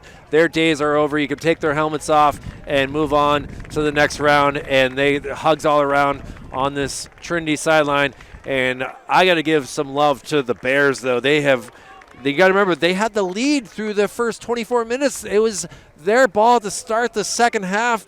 They could have gone up 2 scores themselves, but went 3 and out, and from there, Ollie Service took over and helped the Trinity Pioneers take that 22-21 lead, and then ever since it has been all Pioneers in the second half. 3-10 still remains in this contest, and obviously Hanover down. They're doubled up right now, 42-21, and not looking like they can score 3 touchdowns in 3 minutes, but we watch the game of football, and anything can happen here, right, Dale? Yes, it can. As we say right here. We're going to see no flags on the field here. It looks like it could have been both a hold and a horse collar at the same time. Or maybe a face mask high on the front, but Keating with a big return here. You can see the Trinity coaches are not pleased that there was not a single flag thrown on that play. And now we'll see 3 minutes exactly on the clock here. And the Bears obviously are still going to play as best they can. Let's see what they can do with the 1st and 10 from the 35-yard line. Pass play is going to find a man, and he is going to be dropped down at the 45-yard line. It's going to be a first down, so way to stop the clock. The clock should have stopped here anyway. They're letting it run now. Yeah, it stops long enough to set the chains, and then it starts right back up as long as they're in bounds. So, Verchette, who looks like he is going to be an unbelievable talent over the next few years, makes that great play that touchdown to end the first half. You got to remember, to me, was the play of the game. It was unbelievable at the time, but now what Ollie Service has been able to do will be talked about for some time over the next week. Oh, absolutely. Hanover has played a really strong game overall. Trinity just came out and penalty on overwhelmed Hanover, though, on this play. Illegal motion on Hanover. Their middle wide receiver was kind of sliding sideways at the snap. But this is 2 weeks in a row now that they've played their hearts out and come up on the wrong end. Last week against Manchester West, Coach Preventure's team ran 9 minutes off the clock to score the game-winning touchdown. And then this week, they were up at halftime, as you mentioned, and to come out and not be able to do anything against Trinity's defense. And hats off to Trinity for the adjustments that they made to be able to take away the Hanover running game that was so dominant in the first half. I absolutely agree on that. Is really to not allow a single point in 24 minutes of play in the second half has been impressive. Tipped ball. Oh, he know that he wanted that, and he puts his sword back in, and he's ready to guard this ship as long as he can. Not really sure where showing his abs really was needed to his teammate, but either way, a great deflection here, and now it'll be 2nd and 15 for the Bears. $1:42 remaining in this contest, and man, it's been a fun time here. We're back in the winning column here on Manchester Public Television's Friday Night Football coverage. We had a great 8 weeks of victories before Central fell to the Salem Blue Devils last week, and a pass play here complete, and he's going to be brought down at the 45-yard line. And now we have a chance to see a number of victories with, a possible West victory over Pelham tomorrow. Is Battle of the Blue tomorrow either way. Blue and white all around. Yeah, that's going to be a tough game for West. They didn't fare so well earlier in the season down there, so for the second year in a row, it's a chance for them to go into the playoffs and get redemption against Pelham. So hopefully they're able to turn the tide and make something good happen tomorrow. Man in motion, and Frechette finds a receiver and out of bounds at the 30-yard line, moves the chains again. So liking what we're seeing out of Hanover, but at the same time, Trinity starters are out of the game, and it can be a leaky sieve right now for all the right reasons, because you're up 21 points. Right. Trinity is just trying to play out the rest of the game. Hanover's trying to show that there's no quit in them, and they're going to fight until the final second, no matter what the score is. Well, 65 seconds on the clock. It's another 1st and 10 for the Bears as a pass play. Oh, he drops it. He had it, and he'd already taken steps before really having the ball safely in his hands. Yeah, it looks like he turned his head to try to look to run before he got it tucked away and was bobbling the ball and dropped it. And you can see that is going to sit with him for some time. You have the ball. You already have it. You're already prepared to make them move, and then it just bobbles out of your hands, and you question yourself after that. But clock stops, 1:01 remaining. Bears fans still cheering. The cowbells are out. And now Frechette got to throw it up to his man, who gets his foot down. What a great job. He knows how to just highball these passes to his receivers who are able to bring him down. Yeah, that time it was number 12, Keller Green, who was able to come down with the catch and get the first down. So Frechette, I want to say, has really showcased a great ability today between passing, and also he's been able to run a few times here. It doesn't have the speed as Service does, but it was able to move some, first down markers here and there. Yeah, he's mobile enough to be able to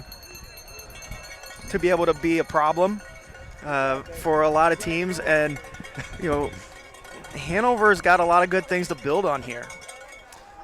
Now Looking, pass is down the middle of the field and got to be brought down. So the clock now 45 seconds to go. Let's see if Hanover, and now we got a player coming up a little limp here as trying to fight through. It doesn't come off the field, and Hanover wants to go into their off-season looking back at this game, knowing that they fought to the end. And now with 25 seconds to go, Frechette in the shotgun formation, looks,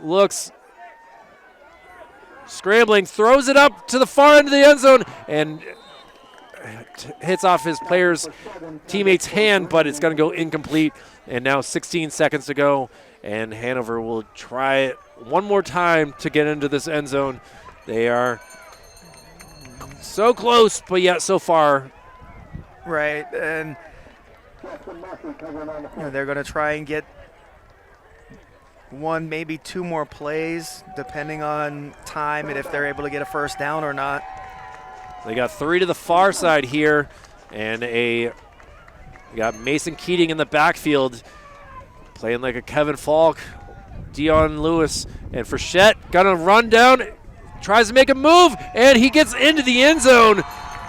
Frechette able to run it in from 9 yards out, and with 7 seconds remaining, the Bears have finally scored in this second half and have cut the deficit now to 42-27. Yeah, that was a nice run that time by Frechette. Looks like he kind of scrambled a little bit looking for somebody that was open and just took the ball right up the middle and was able to get into the end zone. Well, 7 seconds ago, number 7 looks to add another point up on the board for the Hanover Bears. The kick is through the uprights.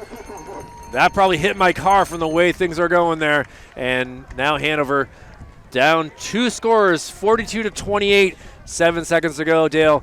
And, well, I guess it's time to give our players of the game at this moment in time. I think it's pretty evident here. For the Off the Mark Sports Player of the Game for Hanover, I got to give it to Mason Keating. I think that he's done a great job. As much as Frechette has done a sensational job with passing, what Keating was able to do has been incredible. And I think that from what he's been able to do with 4 touchdowns in the second half, we got to give it to our boy Ollie Service. I agree on both of those. Mason Keating, the freshman, has, he's gotten cramped up in the second half, still able to come back and fight through it. He carried this Hanover team for most of the first half. And then, what can you say about Mr. Service for Trinity? Once he came back into the game in the second quarter, their fortunes turned around, and he has taken over the second half and made it, the score that it is. And obviously the honorable mention, Davey Drapo, for what he was able to do with scoring that touchdown. And kick is back down deep, taken at the 5-yard line. And unless he's going to stay in bounds now, he goes out of bounds with 2 seconds to go. I was hoping he could just kill the clock there, and unfortunately he wasn't able to do that. And Drapo is getting some handshakes from the Bears. And, condolences to Hanover as their season comes to an end with a great season. They made the playoffs. That's obviously first and foremost what you want to be able to do. They had the halftime lead, and now they will head back up to exit 18 off of 89 and have a lot of memories were made. And, wins, losses, you don't get these memories back. No, not at all. And, it's been a good ride for them all year. Unfortunately, they just came up short this evening. Well, with this kneel down one last time, the Trinity Pioneers will move on to the next round in the Division II football playoffs here. And congratulations to them, as this has certainly been a fun run to see them, what they're able to do coming in as the 2 seed. And they will look to see between Plymouth and Kingswood tomorrow who will come out. They faced Kingswood obviously earlier in the year, and they've also played Plymouth up there. And either way, it will be a home game next week, and we'll have to see what time that game is played, as also next week will be Memorial getting the first round bye in the Division One. So it's been a special time of year. Happy November to those. And, it's Dale, thank you for being able to join here. We'll see what happens next week to see what we're able to do with how many games we're able to cover in a short amount of time. And it's been a pleasure for Executive Director Jason Cody, Operations Specialist Joe Lahr, Operations Assistant Brendan McCormick. Dale Moutz, any last words that you want to mention? Just a great game by Trinity, and let's hope that West does their part tomorrow so that we can have 3 city teams next weekend.